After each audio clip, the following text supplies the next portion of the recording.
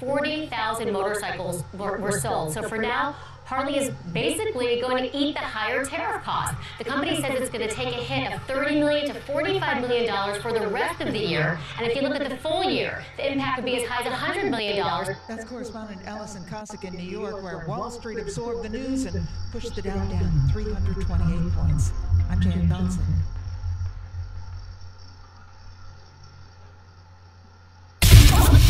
This is the Truth Frequency Radio Network. TFR. Truth Frequency Radio. Astronauts to the moon.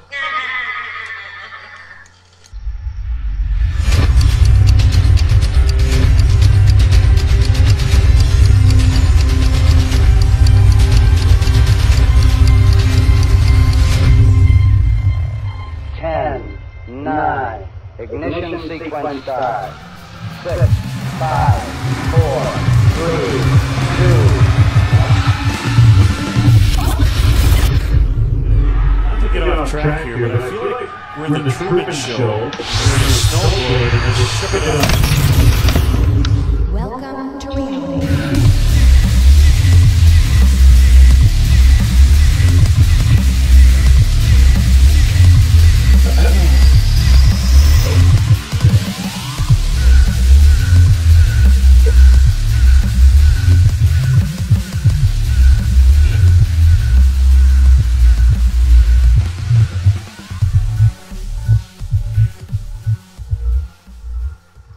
Good evening, ladies and gentlemen, boys and girls, and children of all ages. You're tuned into your protection from deception right here at truthfrequencyradio.com, and buckle your seatbelts, we're going upside down. You happen to be tuned into the #1 show on TFR on Monday nights between the hours of 6 and 9 p.m. Pacific, 9 to midnight Eastern. That show is Jeranism Monday Night Raw, and it starts now. I'm your host, Jeran from Jeranism, and with me, finally, she's back in full effect, sitting to my right. Sorry to confuse you. We've changed positions. To my right, my wife, my confidant, my friend, my lover, Missa Amazing. Missa, how are you? Dandy. That's good. What's the opposite of dandy? Non-dandy. Dundee. Or dandruff. Yeah, dandruff. I wonder if dandy is short for dandruff.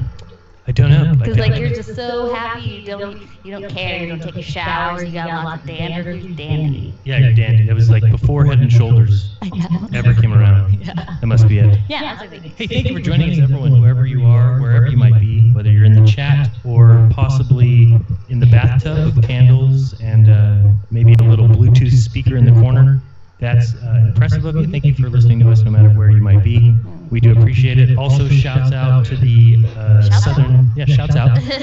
Southern Hemisphere crew. All you guys down there, we appreciate you taking all the upside down jobs and homes so that we can live right side up up here in the vastly superior north. So, but they would say the same about us. They would say, thank you, Northern Hemisphere, for... And that's fine if they have a show, but they don't have a show. I do. So they can get on their show, and then they can thank us for taking the jobs at the upside-down houses and chairs. Yeah, but it's all relative. It's all relative. Just for me, they're upside down, clearly. Yeah. So, what are we going to do tonight? We have a couple things planned for you. Actually, also, if you want to know what's going on later, we have a guest coming on, and his name is Brandon, and he has won the right to join us on the show by being one of my patrons. So it'll be awesome to have him and get to kind of find out what his journey has been like, where he found the flat Earth, and what his current thoughts on are on many different subjects. So that's going to be a little bit later. To start off, though, we're going to tune in to a live debate going on currently at this moment. The debate is between Antonio Subratz, friend of the show. He's been here before, I think 2 times on the show. And he is debating Robert Sungenis, who is a friend of Glowbusters. he was one of our first... Early on. When I was on Glowbusters back in the day. Yeah, one of our first guests on Glowbusters. Or was he the first guest? Oh, official. First official. First anybody, yeah. Yeah. He is the writer and producer of the movie The Principal. I'm sure most of you have seen it. If not, you need to see it. Yeah. It's an excellent film. So they're debating the globe, basically? Well, flat Earth against geocentrism. Which is funny because this non sequitur show is usually atheists versus Christians. Correct, yeah. Which is funny because now the atheists are on the Christian side in terms of it's atheist Christian versus the flat Earth. Correct. That's awesome. Flat Earthers have brought the geocentrists and the globists together. Yep. They used to be cats and dogs. Now they're cats and other little cats. I think we said this before, or you said it before. You said because there's that question, like, can science and religion ever coexist? Book, like, yes, there's when the a flat guy Earth that is did brought his up. PhD When I'm brought dissertation up. on that very We're topic. right. And he That's showed when, them that the everyone all of a sudden is Mesopotamian like, culture Yeah, there's we hate 5,000 Jeran years for this ago and we hate Jeran did for that. not And have then all a of a flat sudden Earth. science and religion come together and frolic in the streets. Yeah. So let's tune in. I don't know because I've been missing the last 10 minutes or so. So I don't know where they're at, and you'll hear us comment when we need to. Let's check in and see how it's going. Okay, so this needs to be analyzed by all scholars because of the work that Horowitz has done, and that's in the book. So yes, this is and the reason they want to do this is because they want to make Genesis look foolish. They want to make Genesis look like it's just copied from some ancient Mesopotamian text that really didn't know what they were doing in the first place. And the Jews just put their little twists on it and wrote Genesis 1 and 2. But basically, they're all in the same ball of wax because they're all getting ideas helter-skelter, and nobody really knows what the truth is, okay? And so if you make the Genesis 1 author look primitive and stupid, like he doesn't know what he's talking about, well, then you can add in your Big Bang universe, your multiverses, anything you want, basically, because now you have no strictures around the theories that you can create because you've basically tossed Genesis 1 out the door, like you've done with the New Testament based on this verse in Matthew 27. It's all a ploy, basically, to undermine the Bible, to show that the Bible really is a primitive book and has nothing to say about either history, science, math, any of those things. And it just should be confined to the area of salvation because that's what it's a spiritual book and that's all it's worth for us. And that's false. The historic position is that the Bible was inspired by God. Therefore, it is inerrant in any propositional truth it gives to us. And therefore, anytime it talks about the cosmos, it is correct. It's not saying that the Bible is a science book. It's just saying. Okay, that was funny because if that's true, then all the books that my brother-in-law has written are all inerrant because they were inspired by God also. Right. The other night I was listening to Rob Skiba in my conversation, and I told Rob that both him and I have moments where we thought we spoke to God, but it doesn't give us, either one of us, the right to write a book and tell other people to believe it. Or that it's inerrant. It's God's word. I'm a fallible human being. Yeah. It's quite possible I misheard that. It's quite possible I was tripping out in my head and that wasn't actually God. And even if it was, people should never take, or nor should you put it out there as 100% true and it's unfalsified, or what is the word I'm thinking of, or an undeniable fact that it's God speaking through you. Like you can't do that. Here's the simple fact that I think people should understand, accept, grasp, is that if God is this creator of everything, and something that we do on earth is dependent on things that are going to be told to us, the absolute last thing that he would ever do is give his word to other humans to pass on to other humans. It is absolutely the worst thing you could do, and it is something that I'll have no problem complaining to God about on my final day. It makes no sense. Humans are fallible. They drop, they forget, they mess up, they mistranslate, they write it, they wrote the wrong words down, somebody copied it wrong. If God's got something to say, he'll say it to me. And he'll say it to you, and I believe that he has said those things from day one of your birth. And I believe that everybody in the world knows that. And the reason that you get so much fight back from these science backers is because they know it. They know that they have that feeling that we all had growing up, or that there is a creator. Who he is, what's he like, what's he want? Well, those things are hard to say. And the people who have thought that they got that answer have been either terribly wrong, or they portray a certain incorrect, element to their description. Right. And it's funny because and then on the other hand, though, what Sungenis just said, he said that science, they put the Bible out there as a primitive book. They turned it into a primitive thing. Like, no, they don't turn it into anything. It is absolutely what it is. It is primitive, and that's why it works with the flat Earth. And it does sound stupid when you read some of it. Like, some of it is pretty stupid terrible. sounding. Yeah. So. But some of it is much more simple than science understanding. Now, granted, that could be because now we've discovered all these things, but also it could be that people then looked at the world and observed it for what it is, and wrote those things in the Bible. So when you see things like the sky was like a molten glass, and you see things, those things, or that the stars are innumerable, and those are the way that people 2,500 years ago or 3,000 years ago would have described the Earth. So it doesn't surprise me. What would shock me is if the Bible said that the Earth is a ball. That would shock me. Yeah, or and the Earth is turning around and round and round. Right, no. If you live here, then you're smart enough to say that the Earth is fixed and immovable. It is a huge mass of land. It is not floating in the outer space. Falling. It's not falling around a giant sun. Now, again, those are my opinions, and you can have your own. But I think that we need to at least be firm on something, and this ground is what's firm. Yeah, and grounded, staying grounded. So that's why in the Bible there's over, I don't know how many times, I want to say it's 150, it might be 100, that says that the Earth cannot be moved. It is fixed and immovable. It is it's like a rock. It's not going anywhere.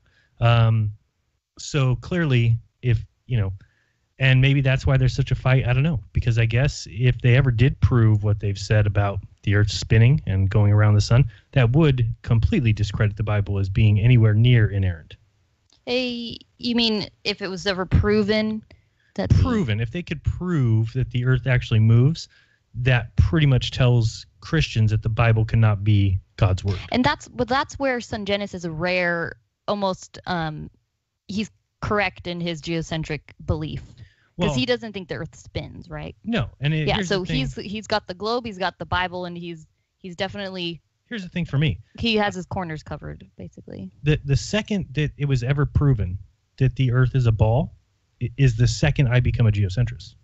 That is the logical next step. If the Earth has curvature to it, then I'm a geocentrist. Yeah, it's not moving. And all my other beliefs remain the same. That NASA's faking space. That all these, but that. I was wrong about the Earth being a level plane. Now, I don't think I am. I think that we have evidence of that already. Just in the laser test that we did, thinking about it this week, and that laser broke up because it hit the hole and became had an interference pattern and became like snow. Well, the fact that it hit the hole is the point. If it wouldn't have hit the hole, then we would have just seen a beam hit the panel. Above the panel, right? Above the hole? Or hit the panel on the side or something. But it actually was trying to go through the hole and broke up. Yeah. So, that's why we're going to try and get that test done soon. Let's get back to this for a little bit and see what is going on. And when the Bible touches upon these things, they are true and trustworthy, and that's where we make our arguments stem from. So, I got 9 seconds left. I'll give the floor to you. Okay, and Antonio, we're going to adjust the clock real quick. Hold on 1 second. Davis put it at 7 minutes because that will be what Dr. St. Dennis got there. So we'll put your clock at 7 minutes so you have equal time. And then after this round, it will be open dialogue between the two of you. I can tell we're getting to the point where we're getting passionate. Just remember, when the other person's making an argument, don't talk over the other person. I don't want to have to mute anybody, but I will, just to make it bearable on the audience. So just let the person get their thought out. We will give you as much time as you need to talk it out. Just don't talk over each other. So Antonio, whenever you're ready, the clock will start. Thank you. Just to let everybody out there know, who's not familiar with the Iberian or the Latvian races, that we're passionate doesn't mean that we're rude or disrespectful. We can be passionate and respectful. And anybody who goes to Spain will see people arguing over football or politics and banging on the table and then pouring each other a drink. So it doesn't mean, there's hatred or livid animosity. Okay. Agreed. Robert says the Babylonians had a spherical model of the Earth, and later says, but people are trying to make the Bible, the Genesis, looked like it was written by those half-wits Babylonians.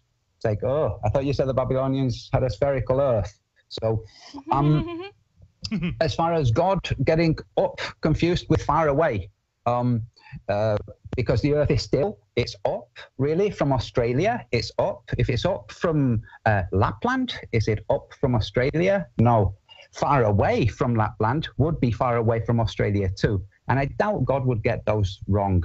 As far as the Bible and its infallibility and where it touches on science, if that's what gives it any kind of divinity, then the Quran should be followed by all Christians because it has a lot more science in it, especially biology.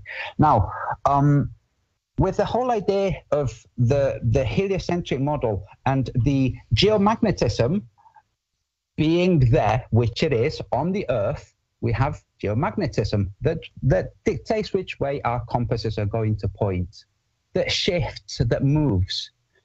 And Robert not being informed onto the fact that ferrous metals, when melted, lose their capacity to generate magnetism, I think that's a bit of, I'm surprised that Robert didn't know that. It doesn't take long to do a video search on YouTube itself to see that molten iron loses its magnetic potential. So, you know, that maybe they could replace it with something else that under such intense pressure caused by gravity would create still magnetism, some dynamo effect of some material that's heretofore undiscovered yet.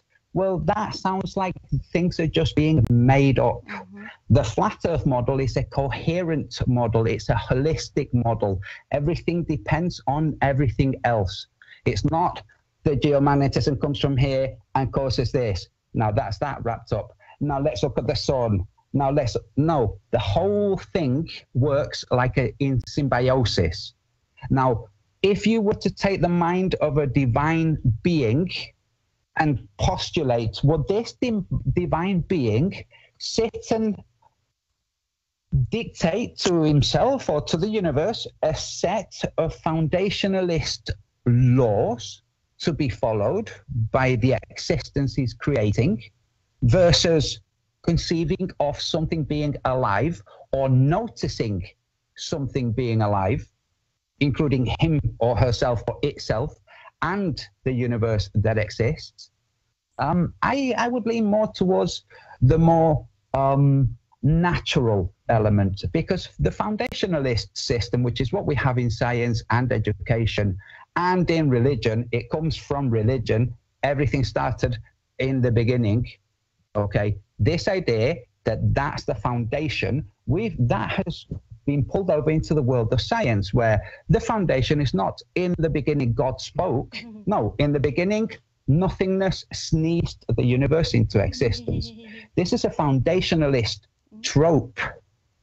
Foundationalism is flawed at the point of regression. If you say, okay, so what is that premise founded on? Then you have an endless regression. So what foundationalism says, for instance, fire burns, we can test, we can prove that fire burns. Let's just start at the point where fire burns and continue from there when we're looking at temperature or whatever is related with fire burning, with calories. That's what they do. Well, the coherent system would discuss, how is it burning? What is it burning? What's it a part of? What's its relationship with the rest of existence? Because what the Bible does is it separates existence from this plane, the plane where all of us sinned at some point, even though we have no real connection to it other than in the memory of God somehow, and the godly ethereal realm. It doesn't actually discuss consciousness, but the flat earth discusses consciousness. The consciousness of the plane that we live on, the consciousness in which we walk around as conscious beings, the consciousness that is part of a much bigger consciousness. And just to make it absolutely clear for any Bible believers out there, my position is that my God is the God that created the waters in which your God found himself. That's my God. That's the God that created everything, including the waters in which your book-written God found himself. That's my position. Now, you can argue, but you can't argue to the point where your God created water. unfortunately. And what is a real thing that really exists? There's very little discussion on the science of the universe in the Bible. As far as the ancient cultures having wishy-washy beliefs, but somehow those beliefs weren't flat earth, they were spherical, because some scholars who have a leaning towards verifying biblical ideas have found things that would support that. That's called a bias, a personal bias, a confirmation bias. We all have that. But the idea that flat earthers, we all just popped into existence as adults, all mystified of how the world works and thinking, oh, it must be flat. Instead of, we all went through an education system. I was born and brought up Catholic. It was the law. You had to be Catholic. You had to have a Catholic Christian name. I was born in a fascist dictatorship. So this idea that flat earthers just spontaneously appeared is ridiculous. We all grew up learning the same stuff, learning about Einstein, Hawking, Nassim Haramein, some of the amazing minds, and we understand that data can be misinterpreted, no matter its source. So if heliocentrists have misinterpreted, so have geocentrists. Okay, perfect timing. Okay, we are now going to open it up for questions between the two of you, back and forth. We'll start with you, Dr. Sangenis, since Antonio just went, and whenever you're ready. A little careful on the doctor there. I think theological study. Yeah, well. All right. Alrighty. Can I ask a question? Oh. Maybe you can pause it if you have any comments. I thought it was an interesting point about. All right, Antonio. I'll just start with your last statement. To pause though. You said the flat Earth thing is something that's been around here for a long time. And I'll need to make a couple of statements in order to frame the question. Okay. Ooh. All right. So the first thing is, you said the Babylonians. I made a contradiction because. I said the liberal scholars said the Earth was flat from the Mesopotamian literature, and that they were wrong. They then hypothesized that the Hebrews followed this, and you say, well, how could it be? How could the Mesopotamian literature talk about a spherical Earth if the liberal scholars claim that it talked about a flat Earth, and the Hebrews picked up on this and wrote it in Genesis 1? Well, that's here, and again, I have to frame my question so you know exactly where I'm going with this. The fact is that the liberal scholars have interpreted the Mesopotamian literature as being flat based on some metaphorical statements in the Mesopotamian literature, not on literal statements that are depicted there, and I'm including the Gilgamesh epic as well. As a matter of fact, the scholar that I quote in the book, Horowitz, went very deep into this Mesopotamian literature, including the Gilgamesh epic, and found that all the passages about a spherical Earth were just overlooked by the liberal scholars. Okay, so it's not a contradiction. All right, and then you say, well, the flat Earth has been around. Where was it in the Greeks? The Greeks, whether they were heliocentric or geocentric, believe in a spherical Earth. There's no discussion at all about the Earth being flat with the Greeks. The same with the Latins. When Ptolemy is giving his model of the universe, it's geocentric. People didn't when Aristarchus gave his in the 3rd century BC, it was heliocentric, but nobody was talking about a flat Earth. They were not talking about shape. So now we have, beginning with the Greeks, who for 600 years, nobody's talking about a flat Earth. Right. We have the Christian church going all the way up to the Middle Ages. Nobody's talking about a flat Earth except Cosmos the monk in the 6th century AD. Okay, who's he? He's nobody. He's not an authority. Okay. All the iconography in the Middle Ages is all Jesus holding a globe or Mary standing on a globe. Okay, so this goes all throughout the Middle Ages. There's no Jesus holding a flat Earth because it just wasn't part of the discussion. All right. The only time we really have a resurgence I'll pause that right there. Yeah, interesting. The oldest globe that there is from 1492. So I'd be pretty shocked if there was paintings of Jesus and Mary with globes. When are they dated to? Yeah, I don't think he must be referring to paintings of kings and queens holding like globes or standing on globes. But I don't remember seeing any of Jesus and Mary standing on a globe. I mean, really, But it's hard to take the position that we take if you believe in all the history you've been taught. Right. That's very difficult because then somebody could just, the history that we've been taught is not true. I disagree with 98% of what we were taught. So that's just my position. And on a lot that. of what he just said is from what he's been taught. Again, if these things were backed by the kind of evidence that you think that there would be, when we hear about the Greeks and we hear about all these, you immediately think, okay, these things have been studied and researched, but often we're talking about one book written in 1600, referring to a book that says it was written in 400, referring to a book that says it was written in 1500 it's BC, all like third, and that's second, it. Yeah, it's like second, third, fourth hand knowledge. Yeah. And Sangenis just said that he referenced a researcher or a theologian, Barowitz or whatever, and said that he said that Barowitz, he said that he studied it and said he reported that there was no talk of a globe Earth. But how does Sangenis know? Did he read? Did he study it? He has to trust this Barowitz guy that he actually did the research, because that Barowitz guy could just be saying that. Oh, there's no talk of no talk of flat Earth or whatever. Whatever. Earth. Yeah, but I mean, Jeremiah Sitchin did the same thing. That he's the only one that has deciphered the text of the Sumerian tablets, and then he says what they're talking about, but no one else has done it. Just him, right? Well, then I'm sure he's taught people how to, but I mean, then it doesn't mean that that's what's being said. No, it's it's like what Antonio said. He said data is being misinterpreted, or it can be, and that Sangenis just gave a perfect example of maybe there was an incorrect data interpretation. We'll be right back, guys. Don't go anywhere. We're listening to Jeranism Monday Night Non Sequitur.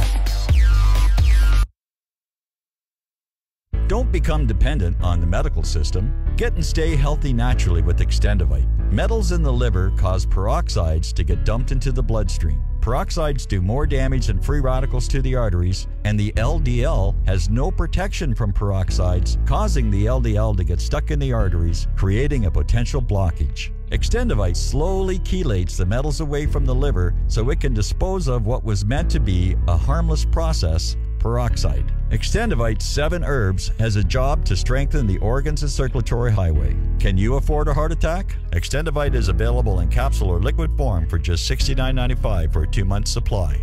To get started, call 1-877-928-8822. That's 1-877-928-8822, or visit heartdrop.com. Extend your life with Extendovite.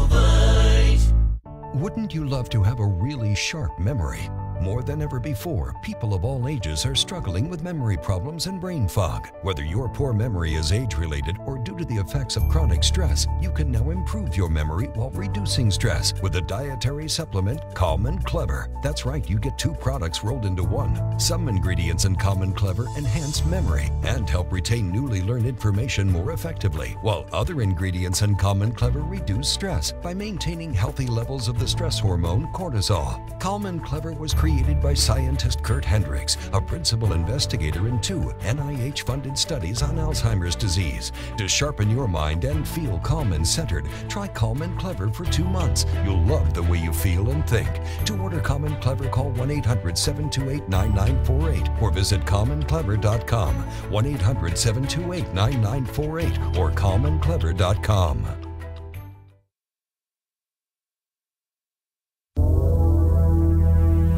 I bring you a message few of you will be able to believe, a message I alone was able to read in the fires of the universe. I also bring you the means with which to save yourselves.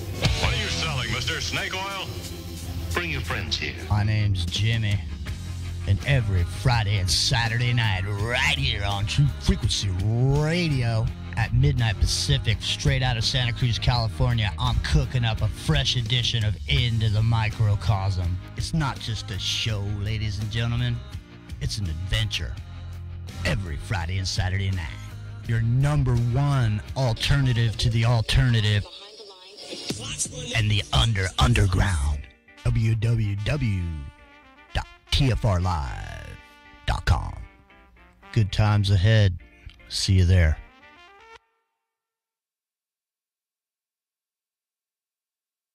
No hate, no hype, no fear. We are TFR, your protection from deception.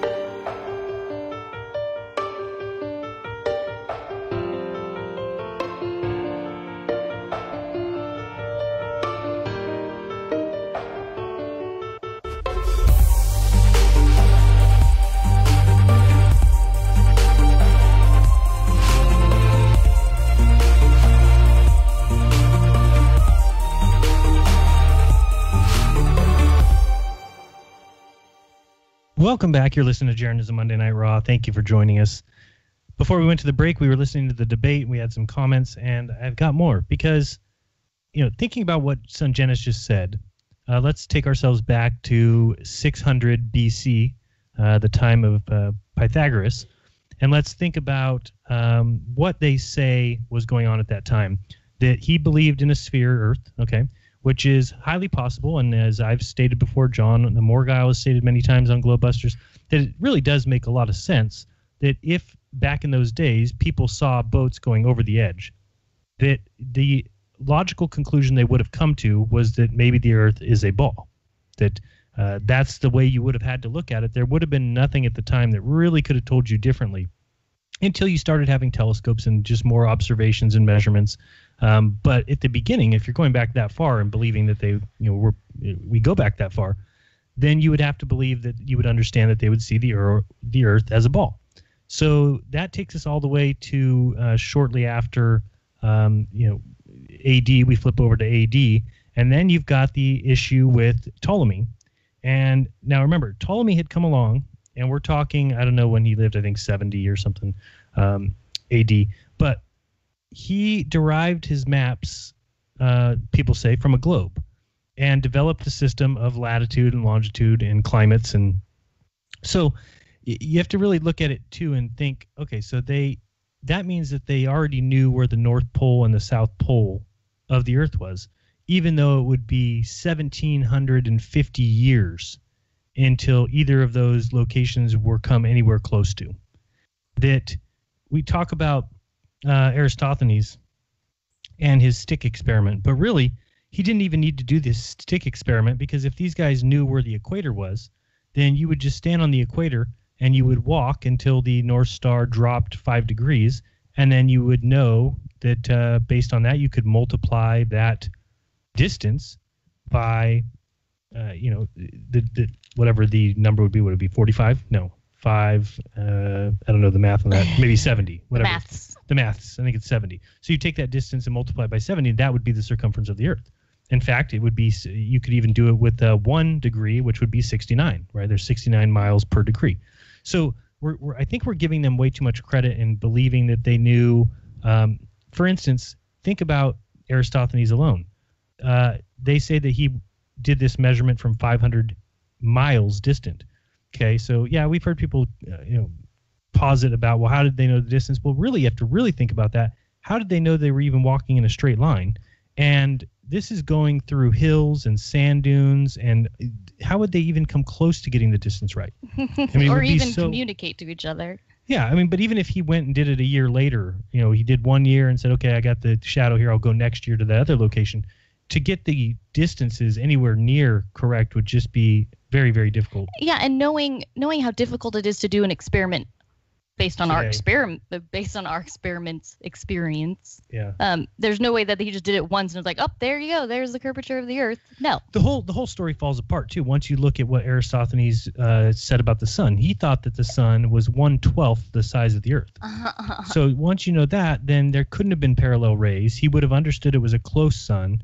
So there's just so many things wrong with that. And if you want to find information on that, look up the DIO, which is the name of a journal from some kind of rogue scientists who do peer review, but they just are not part of the scientific community because they go around debunking things and saying this isn't true. And they've already basically proven that Aristophanes' test matches exactly, the numbers match exactly with a test done later where they actually just looked at the horizon and then went up a hill and looked at the horizon, and the difference in the height of the horizon, they multiplied and called that the globe.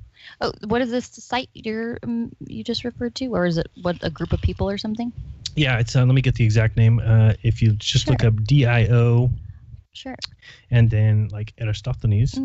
But really quick, I was gonna just say about Sungenis, because I think from day one I've always, and he never ceases to confirm my thoughts about him, or I guess you could say my opinion of him. But the one thing that I give him, which it's hard to find in people, is that he sticks to 100% the Bible and the authority and what the Bible says, almost literally.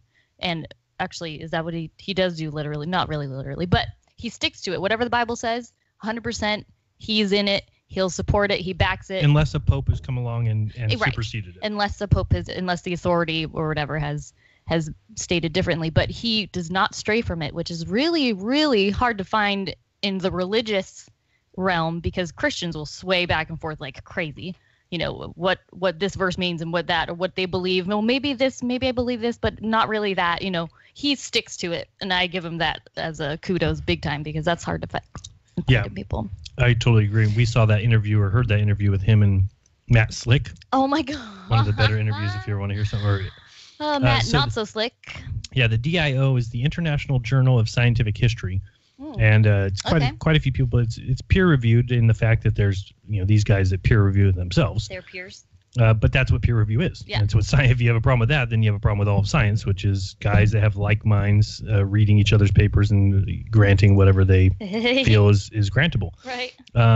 But the DIO is the International Journal of Scientific History. And it says, deeply funded, mail costs fully covered, no page charges, off prints are free. Woo. All right, it should be free. Well, that's how I think all science should be. Science's declaration is mostly like, knowledge, public knowledge, whatever is science. Cheap. But you had to. How many times have we stumbled upon a paper that we have to pay $50 for? Every day. There's a paper I want to read every day from the scientific community, and I have to pay $40 or $50 to read it, which is ridiculous. I thought science was the knowledge for everyone, not for only these people paying. Well, if you're a student, you can get it for free, I think. Really? You can sign in, I think. That could be wrong. The DIO says since 1991, its inception, it has gone without fee to leading scholars and libraries. Its contributors include world authorities in their respective fields, experts at Johns Hopkins University, Caltech, Cambridge University, University of London, publisher and journal cited 1996, blah, blah, blah. It goes through. You can read all about it. Okay, cool. So there's actual scientific authorities in there, too. So it's not just in their mind, but it's definitely scientists that are not accepted in the other world. So it's not the established authorities. It's no, because they go in and they call them names, and they say, you guys are liars. You guys have posited false truths. They ignored facts also. And yeah, I mean, if you ever wondered, is it true that Galileo saw such and such planet? These guys will debunk it because they'll go through and they'll lay it out for you exactly what happened. Galileo's observation of Jupiter's moons, and then they'll talk about exactly, and they'll look at other papers and say, no, it was actually taken from here. Wow, so they're good researchers, apparently. It seems like they are, but they believe in the ball Earth. I mean, that's obvious. Which that I wouldn't expect them to be flat earthers at this point. No. Right. It doesn't shock me when I see good researchers that believe in the globe. I get it. And also they've got, if you look in this particular issue, I'm looking at the 2015 April issue, and they have copies of all of Galileo's handwritten notes. Ooh. This is Galileo supposedly showing So the thing is, if this was a hoax and these things were written after the fact or they were contrived, then there would be clear evidence of that because it wouldn't play out rationally, right? Like if somebody just tried to go. What was a hoax? Which thing are you So talking let's about? say everything. Let's just say that around 1600 or 1700, somebody came up with this idea and wanted to kind of backfill time and say, we got to say Galileo found these moons, and we got to, they kind of have to go through. In order to support their made-up bullshit. Right. We've got to make Aristophanes get this tested. Okay. So you wouldn't be able to gather all that info and have Aristophanes actually do a test where he actually walked between two locations because you don't have that data because it never happened.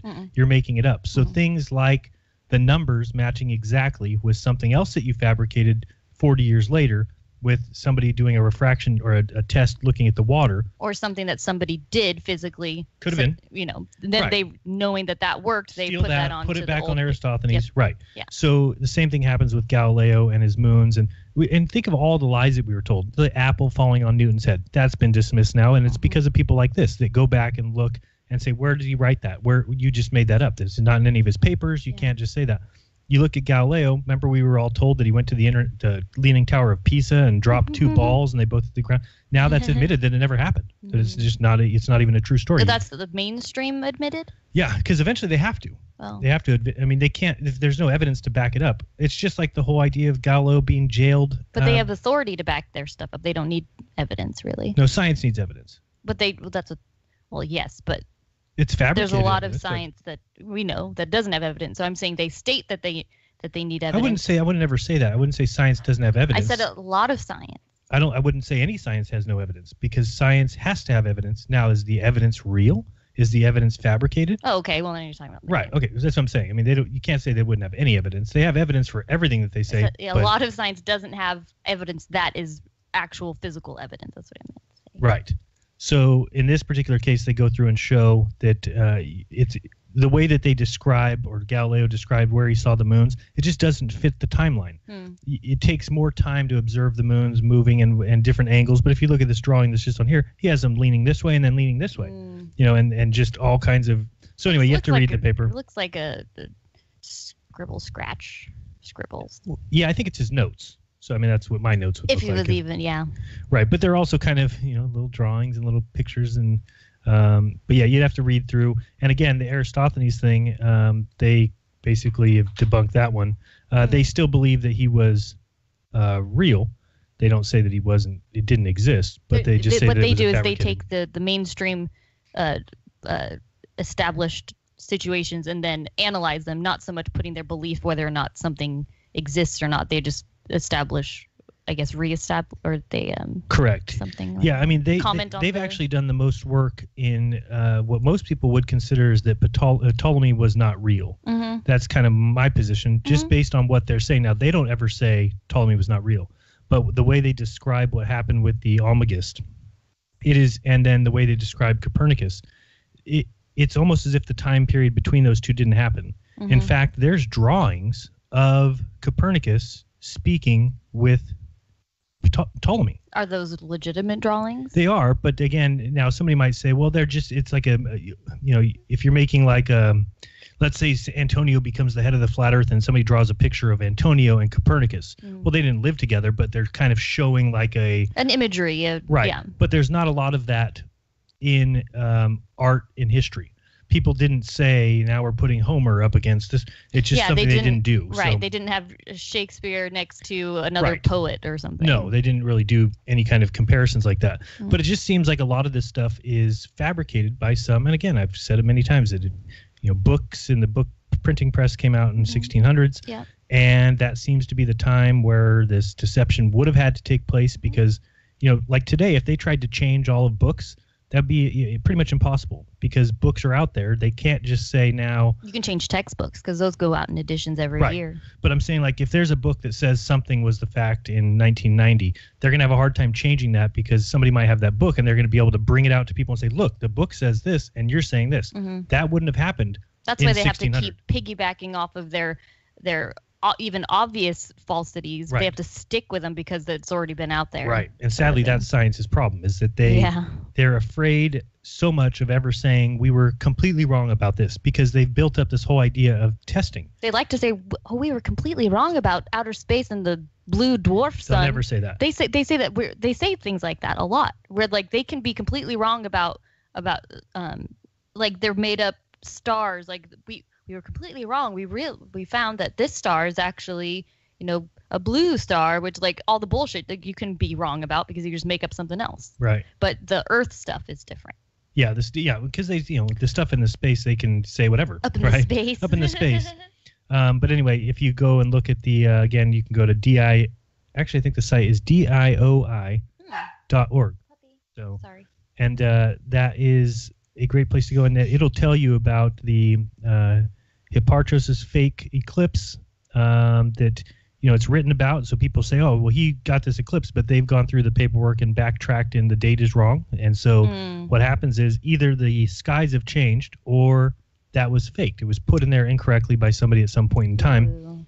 And I was trying to find exactly where the conversation with the Almagist was. That's one of the better Well, maybe we can listen to some more of the live while you look for that. Beautiful. Great idea. Thank you. Thank you. I'm full of them. No, I don't know about that one. Oh, no. Half full. Half full. Well, let me just continue with one other thing I was talking about before. So we were talking about Aristophanes doing his little test, and then we talked about Ptolemy saying that, knowing where all the poles were. Yeah. But then you've got basically by Sungenis, he was saying that nobody else believed in a flat earth. Mm-hmm. But you can just look at the fact that the Vedic texts were flat earthers. They pictured the earth as one of these stack of discs. Well, a disc is flat. Mm-hmm. And if you go beyond that, you have basically people that lived in China and Japan. What would you call that? The Orient? The Oriental.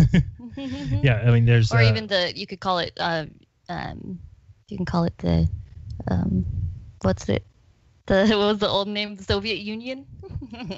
in the East? Yeah. No, I was Or talking Asia? about... Like Asia area? Yeah, I was trying to think of what they called... I It thought used to be called the Soviet Union, the whole thing. That whole big chunk. And China and China Japan? is next to Russia, believe that or not. Yes, I didn't think it was called the Soviet Union, but... It used to be a long time ago. Oh, I didn't know that. And what else do we have? So we were talking about... Oh, yeah, so the early church, which I was trying to get to, had tons of people that believed in a flat earth, like Lucretius, who has one of the best written poems of all time on the nature of things. Definitely wrote about a flat earth. Early Christian beliefs about the shape of the earth. You have Athenagoras, an Eastern Christian writing around 175. Athenagoras? That sounds like Pythagoras.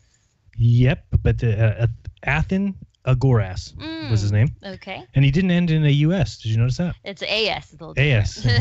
US is fake. AS is good. Okay. Except Pythagoras. AS. Yeah, that's true. Missa just pointed out a long time ago. I just had never realized it, that all of these guys, their names end in US.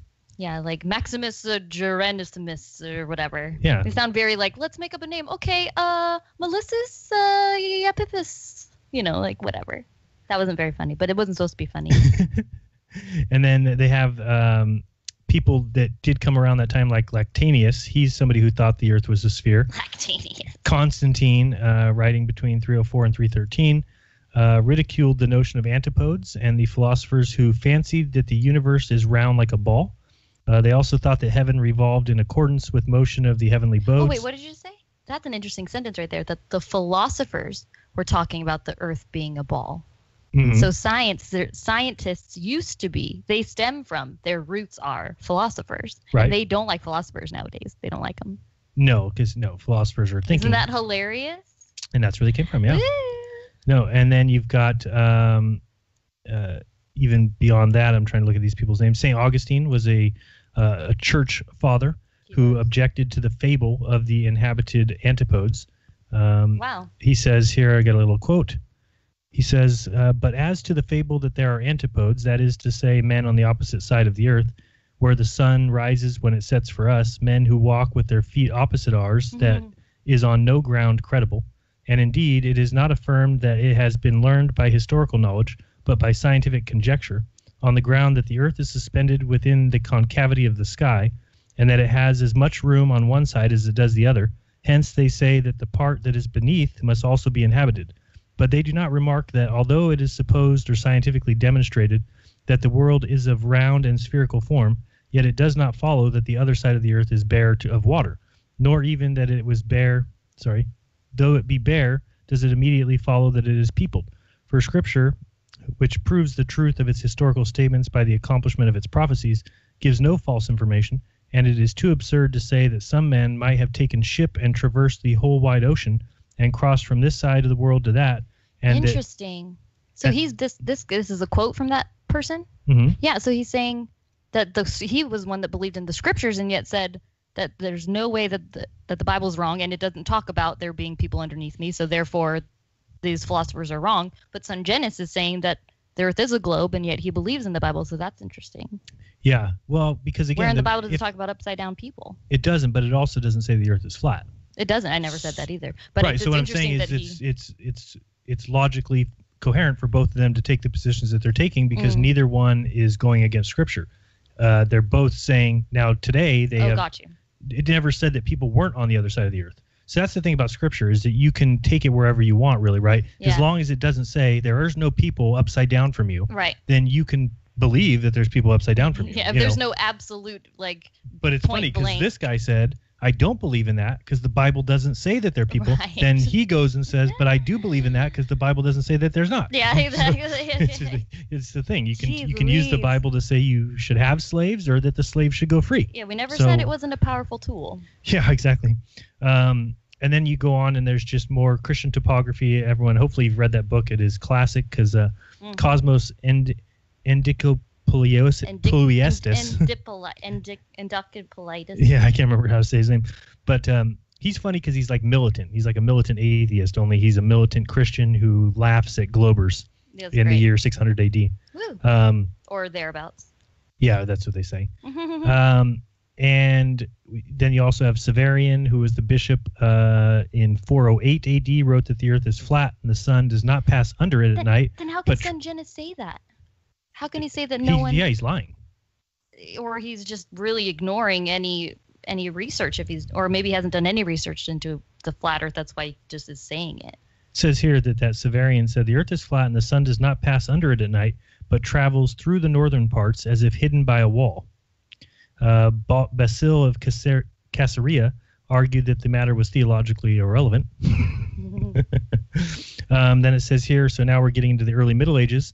Early medieval Christian writers in the early Middle Ages felt little urge to assume flatness of the earth, though they had fuzzy impressions of the writings of Ptolemy, Aristotle, and relied more on Pliny.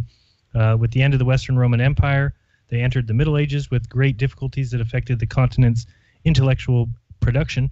And then this is where you get to that one area of time where things kind of break down, and some people believe there was some sort of cataclysm. Some people think that the time didn't exist, that they've added this in because there's nothing gets discovered. Nobody's really doing much. There is things written about that time, but of course there would be. But then you have a couple other people, and mostly these people thought that the earth was a ball, but it's not right to say that there was no people that believed in the flat earth. Another thing is, if it was so matter of fact that we had maps drawn with latitude and longitude by Ptolemy in the year 70 AD, then how would Columbus have been wrong about sailing and thinking he hit India? The reason that he thought that is because they thought the earth was smaller. So if you look at the whole plate, you start to see where there's clear inconsistencies, where you can see that we were all taught in school that Columbus discovered the earth was a globe. Then they realized the issues with that, which were, when you get to this age now that people are questioning it, well, they can't let that be known. They have to go back and make it look like people have always known. So they have to say that was a hoax. That was, we taught you all in school wrong. Which is just nonsense, because it wouldn't work that. You wouldn't have taught that if that was wrong. Yeah. So the reason that they have to go back now and clean it up is because they don't want people to see. And actually, if you read into Columbus's work, there is 2 or 3 places that Columbus says something about the globe, something the globe, and something. but historians have deemed that completely and totally fabricated, that those words were added in there at a later time because there's things about it that don't, again, you know, if you're a historian, you're studying all these things, you can see where things break down, where they're not logically coherent. They don't follow in chronological. line. Right. It's just not where something would be. Time logic. And maybe I could do a video on that because that's an interesting point. And then I'm sure you guys have seen maps before where usually the maps are drawn on a flat circle. Have you ever seen that with like a bar and then a cross? Flat circle with a bar? Let me see, like this. There's a lot of maps like this where there's a flat. Oh, almost like the ohm sign, but it's like a T inside a circle. Yeah, okay. Exactly. When is this? This is a picture from 1550 I'm looking at where it says, on the sphere of the world, the most influential astronomy textbook of the 13th century Europe. But anyway, the idea that nobody believed it is just incorrect. Yeah, that's almost naive, or not naive. It's what's the word I'm looking for? It's someone who just hasn't even looked into it. It's a bias.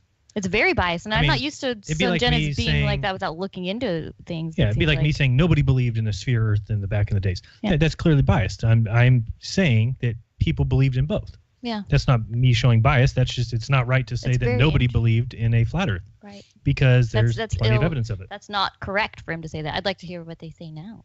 What they're going to talk about. What his questions are. He sounded like he was stumped a little bit before he started to ask his questions. Like, I do not contradict myself, and here's why. He just sounded very. He always is like that. Like, don't you dare say I'm a liar. Right. And I was going to show one other, and I can't find it now. The Christian topography I talked about. Let's see here.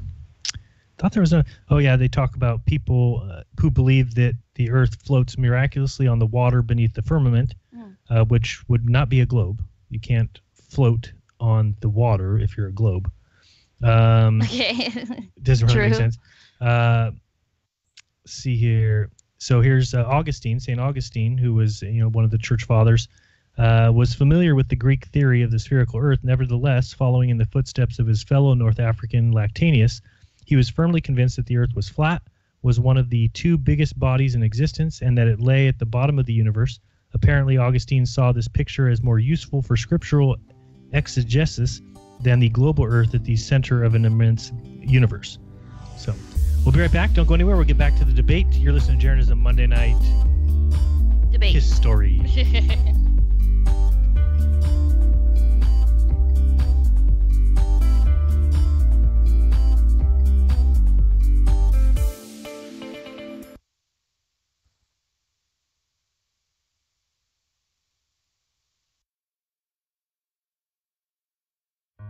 Hi, my name is Ella, and I'm 10 years old. I'm one of the millions of children born to parents suffering from the sheeple virus. Symptoms include the inability to think for oneself, the attention span of a goldfish, and a strong belief in government and the mainstream media. It is estimated that 1 out of every 2 children are being raised by parents infected with the sheeple virus. But there is a cure. For as little as 19 cents per day, you can become a TFR supporter and help children like me get their daily dose of truth. Together, we will make sure every child has protection from deception. Building the wall, Harley surprise. I'm Jan Johnson. In South Carolina tonight. Well, it's happening. President Trump using a rally for GOP Governor Henry McMaster to revive his call for strengthening the U.S. border as the White House defended the president's call for a quick rejection of immigrants suspected of crossing illegally. The president's idea of immediate deportation is considered to be against current law and unconstitutional based on previous court decisions regarding limited rights non-citizens have. Defending the wish of Mr. Trump, though, spokeswoman Sarah Sanders saying it can happen now. Thousands of illegal aliens are removed every month without seeing an immigration judge as a result of procedures in current law, including voluntary removal and expedited removal. Just because you don't see a judge doesn't mean you aren't receiving due process. That is, adults who come into the U.S. illegally can swiftly be freed back in their home countries if they voluntarily self-deport. Bob Costantini, Washington. President Trump says he's surprised that Harley-Davidson would be the first to wave the white flag over European tariffs. The iconic brand says it will shift some of its production to other countries rather than pass trade penalties onto its customers. Here's correspondent Richard Crest. There's no immediate loss of jobs because, of course, maybe the U.S. plants can continue producing enough for the U.S. market. But this was inevitable. The EU cleverly chose a product that knew it was going to hit hard right into the political center. The Dow Industrials lost 328 points over trade concerns. California investigators believe a 77-year-old retirement home resident set a fire on purpose to shoot at first responders when they arrived. They also found 2 explosive devices after Long Beach Fire Captain Dave Rosa was shot and killed. I'm Jan Johnson. You are now tuned into the Truth Frequency. We are TFR. TFR. Truth Frequency Radio.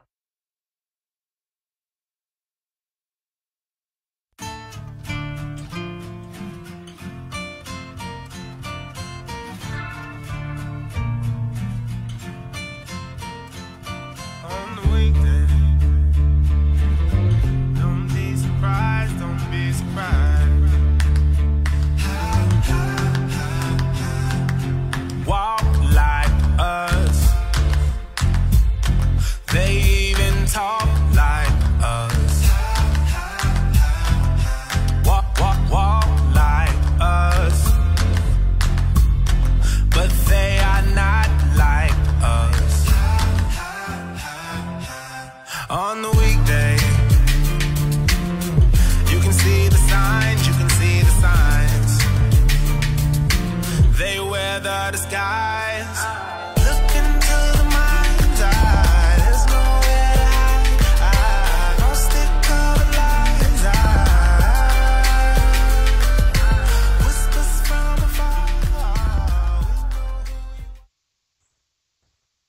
That was one of B.O.B.'s better songs from one of his better albums. Holy smokes, is Not he bad. like his most recent piece of garbage, in my opinion. Yeah, if you, well, don't listen Don't. to his music. I That's mean, basically we what would they're never saying. tell you not to do something, but in this case, don't waste your time.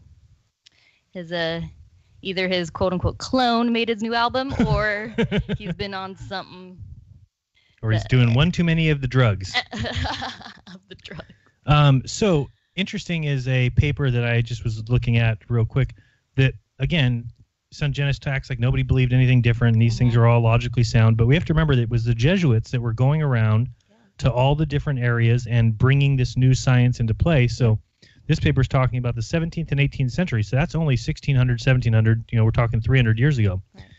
In the course of which Jesuit missionaries came into contact with the Chinese elite, this witnessed a succession of radical scientific changes whose powerful echoes reverberated as far as China. The dialogue, which was then established between missionaries and their Chinese interlocutors, gave birth to a massive documentation written in Chinese and composed of adaptations of European works on the one hand, and on the other hand, all kinds of Chinese works stimulated by these adaptations. So they're changing a bunch of stuff. And basically what they're changing is the traditional Chinese astronomy was changed. Our knowledge of 17th and 18th century computational astronomy remains badly deficient.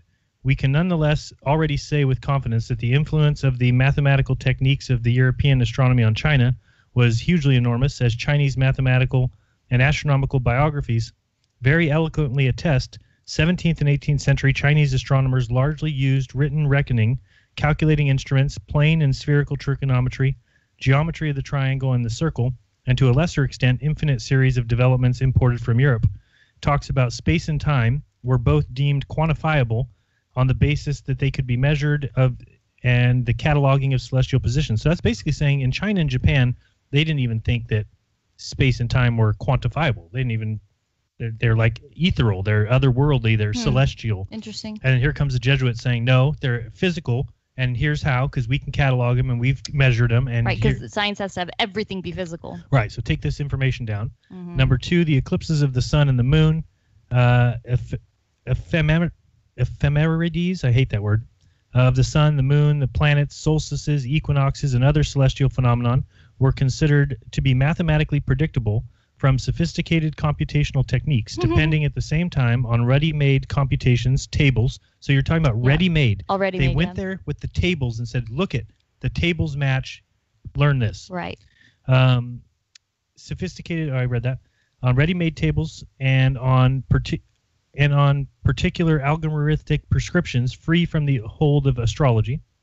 And then you can add more things. They had the criterion of validation of predictions hinged on an agreement between the result of predictive computation and observation, the perfectibility of the predictive system, and without these common conceptions and without the superiority of Jesuit astronomy compared to any other system of predictive astronomy then available in China, Chinese imperial authorities would not have entrusted missionaries with the task of reforming the calendar, and even less appointed them to head the Imperial Bureau of Astronomy. So you've got, and these guys are going to all the different countries and basically doing the same thing. Mm-hmm. But anyway, I was just pointing that out. Let's get back to the debate. You have that in your headphones? Yep. It happened last week too. Same There's time, always too. one. Always yeah. the second or third break. Yeah, we have this terrible like wind noise. Drives me crazy. Sounds like it's pouring rain in my ears. Yeah, it does sound like that, huh? Mm-hmm. Okay, so let's listen in and pick up where we left off. Hopefully you can hear it well. All right. Is Robotham in the late 1800s, and that's it. Newton didn't talk about it. None of the Lavoisier, no scientist was talking about a flat Earth. Okay, so yes, this just did pop out of nowhere. So that's my question to you: why do you propose that it didn't pop out of nowhere when all these witnesses throughout history have no discussion about a flat Earth? Okay, so one of the things that the Catholic Church did with the Spanish going to Central America was destroy the knowledge of the Central Americans. Mm-hmm. That's one of the first things they did. Mm-hmm. And subsequently, the church destroyed the pagans, all the knowledge, all the alternative ancient knowledge destroyed by the Catholic Church. Mm-hmm. There's the story of Maui from the Polynesian people. So this is the Maori and the Hawaiians and the people in the atolls. The legend of Maui says they came from the south after Maui went to catch the sun, which had started to misbehave. Now, if you remember the story I told you about the sun, when I rewound time and then played it forward again, why would the land of Hakiki, the ancient land, the homeland of the original Maori, why would that be to the south when to the south of New Zealand is just Antarctica? The question about the heliocentric and the geocentric, they don't answer any of these things. They don't answer why every single one of the ancient cultures was obsessed with the stars, with finding their position. They don't mention the legends of the multiple suns from these ancient civilizations. It must all be... I got to stop this and just tell everybody, this is a good show to go back and watch the beginning of, not our show, because every show we've ever done before today is better than this one. But I'm talking about this debate because in the first 15 minutes of Antonio's opening statement, he tells a story of the sun starting out as a very local sun to the North Pole, and that there were other suns. And he describes that the sun in the middle started to expand, and it took in the suns that were out in the outer pole, becoming one sun.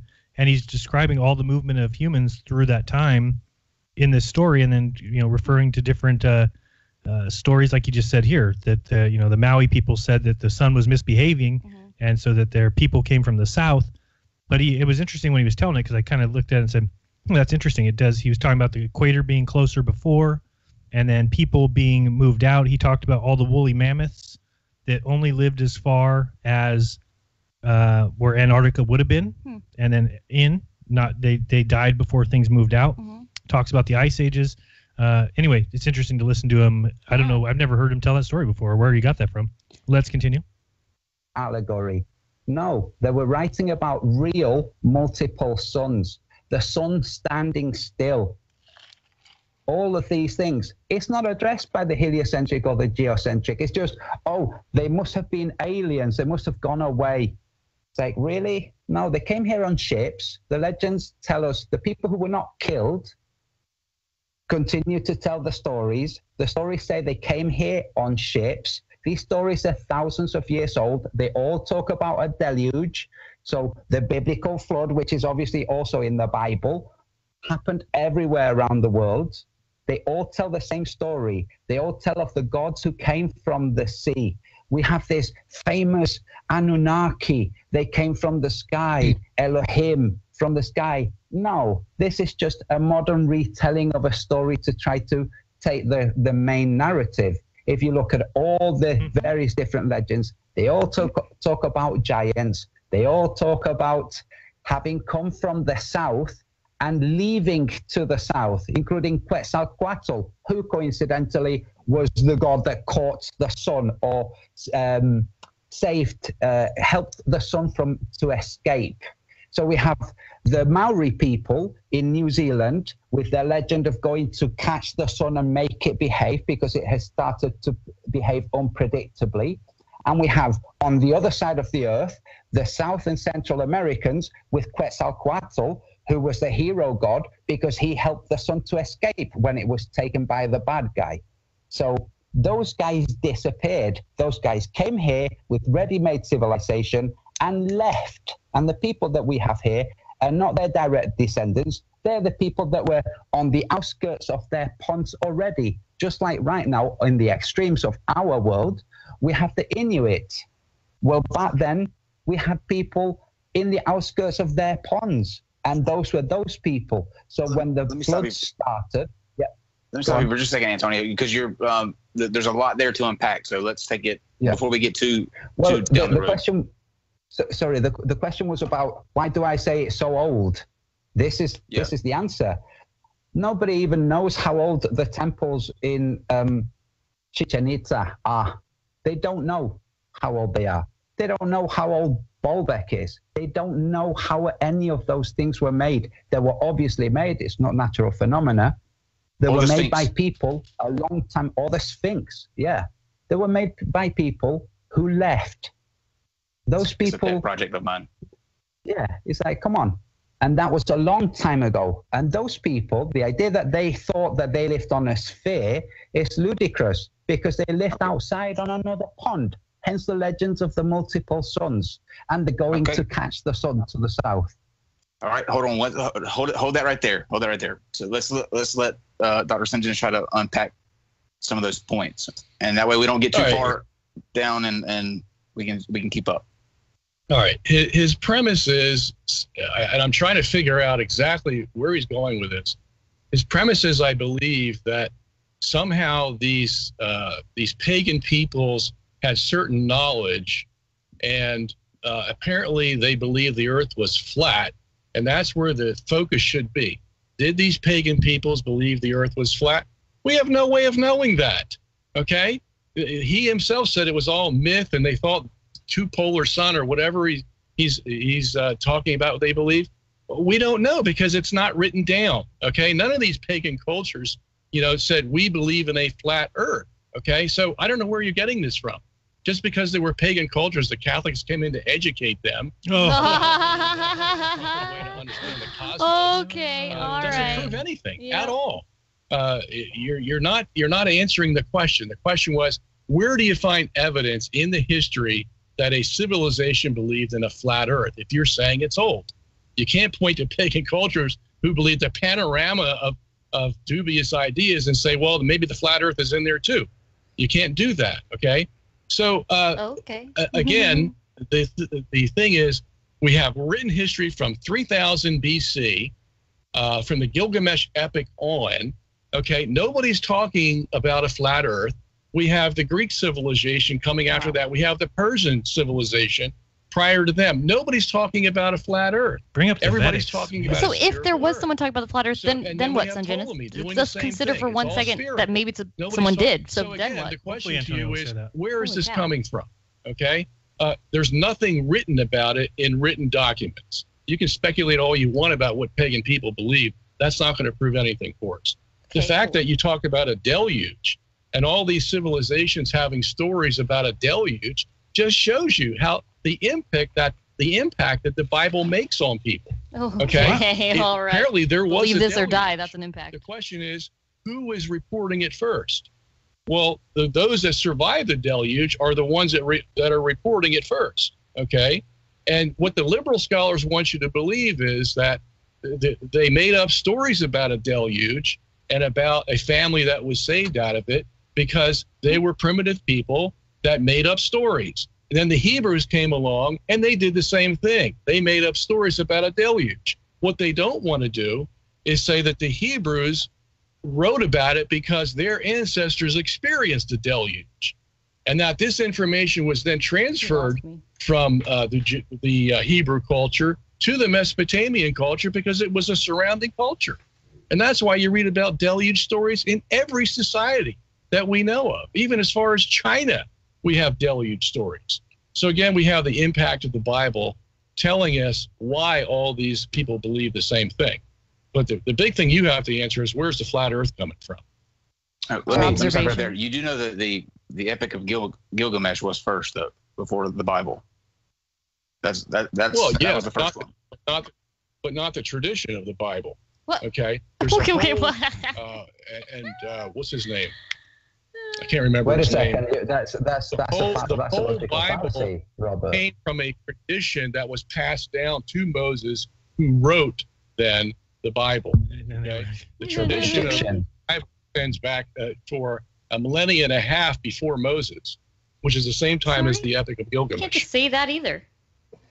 Wow. So the Egyptians you're referring to. The Egyptians what? Antonio.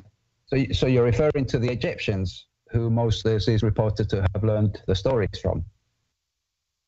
Well, they were part of the story, yeah. So that's not a biblical story. That's just the history of the earth that was laid and changed. And say again? What isn't a biblical story? Whoa. You said it predates the Bible. The biblical what was it? Ethos, practice, tradition predates the Bible. It's like, Tradition. no, that's The not tradition. The tradition. No, that's Tradition. not true. That's a non sequitur. Sorry, guys, but Okay. Moses wasn't there. He just made it all up. Is that what you're trying to tell me? Moses didn't exist. Abraham wasn't told to murder his son by Yahweh. Come on. Yeah. But Jesus But- existed when you want to quote him from the New Testament, Oh, but right? Jesus.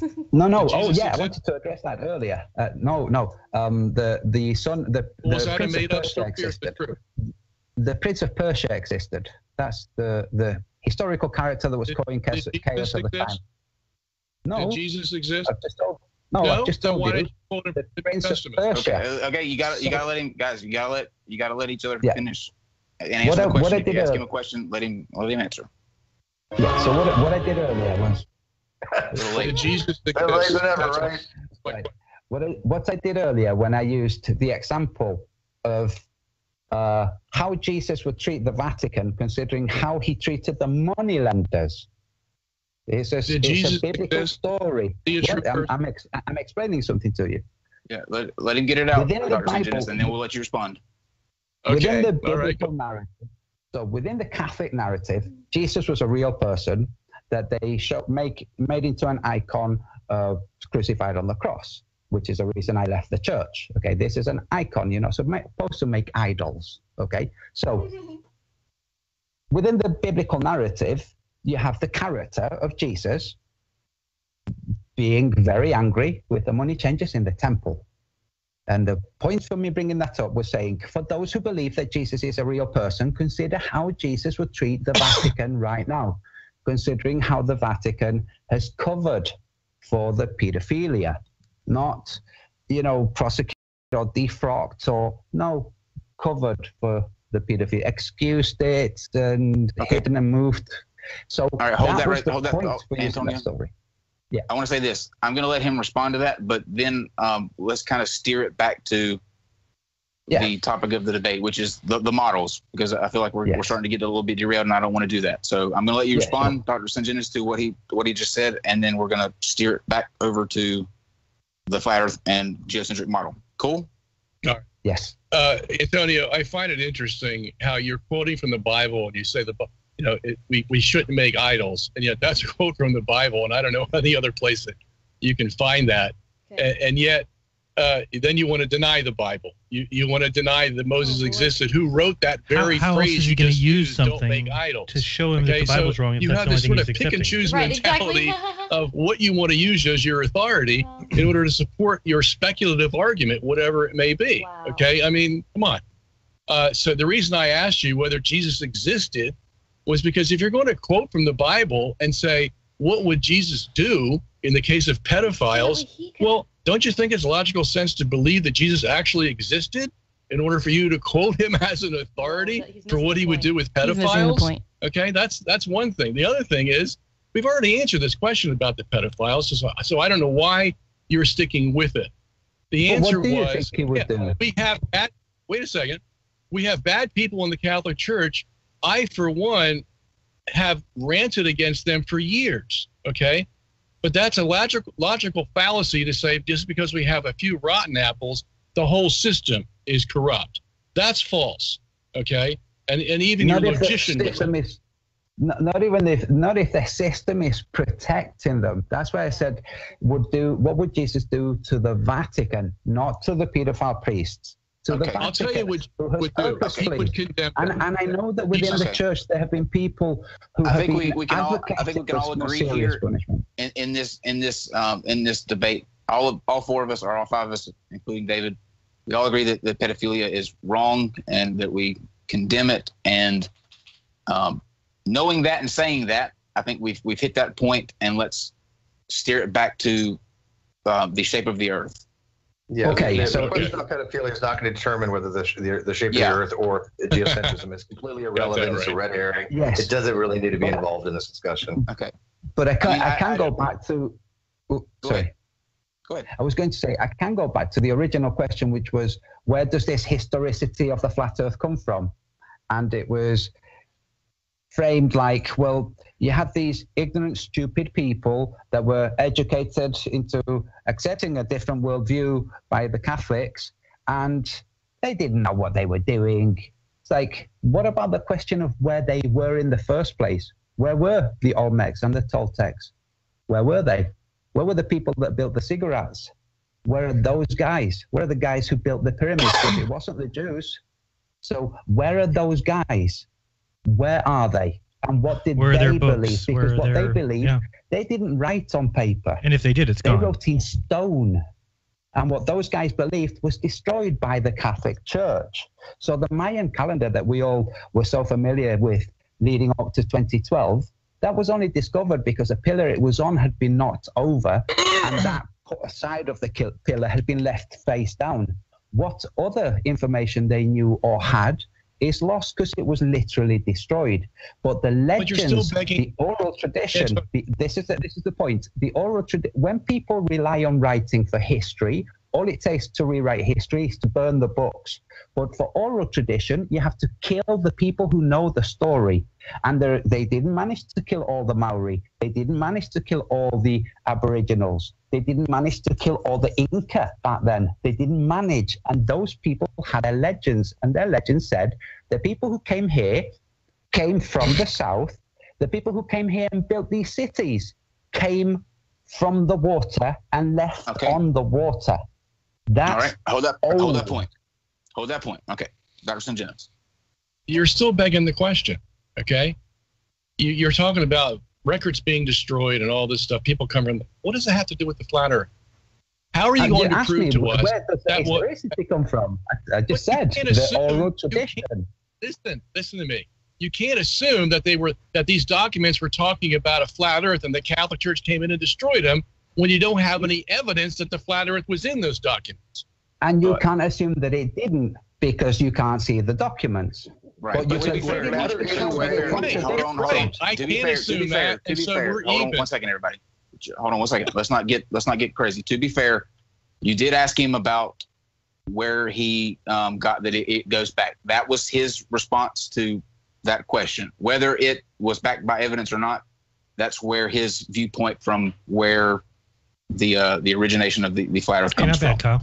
So I mean, I don't think that we should get. I don't think we should get too off on a tangent and spend the entire length of this discussion on that particular point. So I don't think that we're going to get on the same page with that particular point. So let's move on to a different aspect of the evidence that you both brought up in your models. That way we can kind of maybe get to a different place. I think it was Antonio's turn to ask me a question because I asked him a question. He's supposed to ask me a question. So my question is this: when you have a new paradigm being taught by a group of people, be it the Romans at the point of a sword, or the Catholic Church, or the Nazis, the Stalinists, whoever, when they bring a new paradigm and they kill the people who oppose that paradigm, when they bring the paradigm and they cannot kill everybody, what they do is they absorb and adopt some of those things. They learned this from the Romans, who used to do that. They used to go into lands and adopt some of their gods. So when the Catholics went to lands where there was already a story of a flood, before the Catholics got there, they already had a story of the flood. They did not learn it from the Catholics. When this story of their flood, when the story of their origins came, and the origins did not explain any kind of Genesis or anything like that. In fact, their origins stipulated that they came from the south. These are the Maori. They came from the south. Yeah. Yes. I feel like we're going backward, Antonio. To be fair, I feel like we're So I have a question. Maybe we get back to the actual evidence, guys. You guys, both of you gentlemen, are talking about stories. You're talking about documents. It doesn't matter what a document says from 2,000 years ago. It could say the Earth is flat, the Earth is stationary. That's the claim. That's what you guys are both here to talk about. But maybe you can actually show why the evidence is that supports that. Because what the document says isn't evidence as far as just a step back. Now, not that that's not interesting, because I happen to be somebody that certain aspects of that resonate, but let's try to keep it on the factual basis that we can center around, that we can all tangibly try to follow, if we can, without it going too off too much into stories. Yeah. Okay. So Mike, I have a more direct question, Robert. Do you accept as valid Richard Feynman's maxim about when evidence contradicts a theory? We'll be right back. Don't go anywhere. You're listening to Monday Night Jeranism Debates. Do you think that that's correct? Yes. Okay. So The Principle, which is a great movie.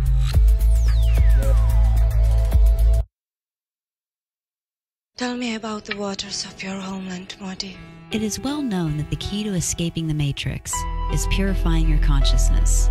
But our consciousness is bombarded daily with chemicals in the air we breathe, the food we eat, and the water we drink. This is why we are proud to bring you TFRwater.com, where you can get the Alexa Pure water filtration system. Unlike typical water filters, the Alexa Pure comes standard in stainless steel to keep your water free of BPA and dangerous chemicals found in plastic.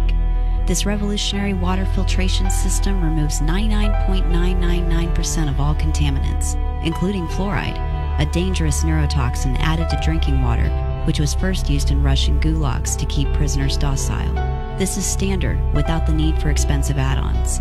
The Alexa Pure retails for $199, but you can get $50 off by going to TFRwater.com now. Supplies are limited. 4 per person, please. Hi, This is Suzanne of Suzanne'sNaturalHealthRx.com. I'm a certified functional medicine health professional and hold a doctorate in naturopathic medicine. If you're suffering from any sort of chronic health condition that you and your doctors just can't seem to get to the bottom of, or if you want to lose weight, or just plain want to feel and look better, then go to my website, Suzanne'sNaturalHealthRx.com, and schedule a consult. Together, we will go through your medical history, diet and lifestyle, environmental factors, lifestyle stressors, sleep patterns, hormones, and much, much more to try to get you to where you want to be.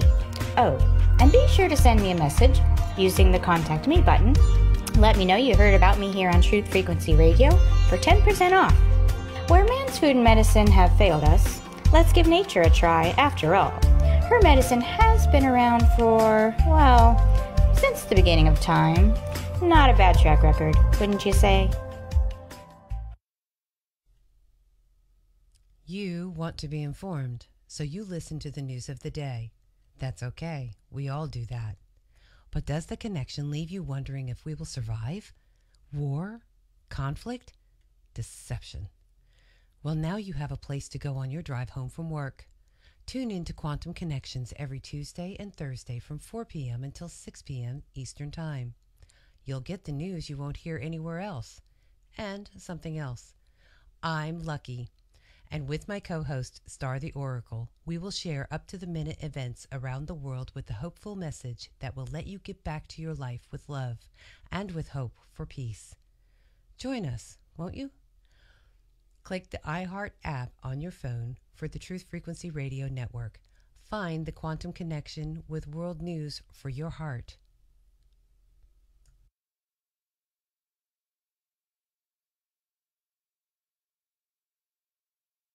Real people, real radio. Wherever you are, make it TFR. Truth Frequency Radio.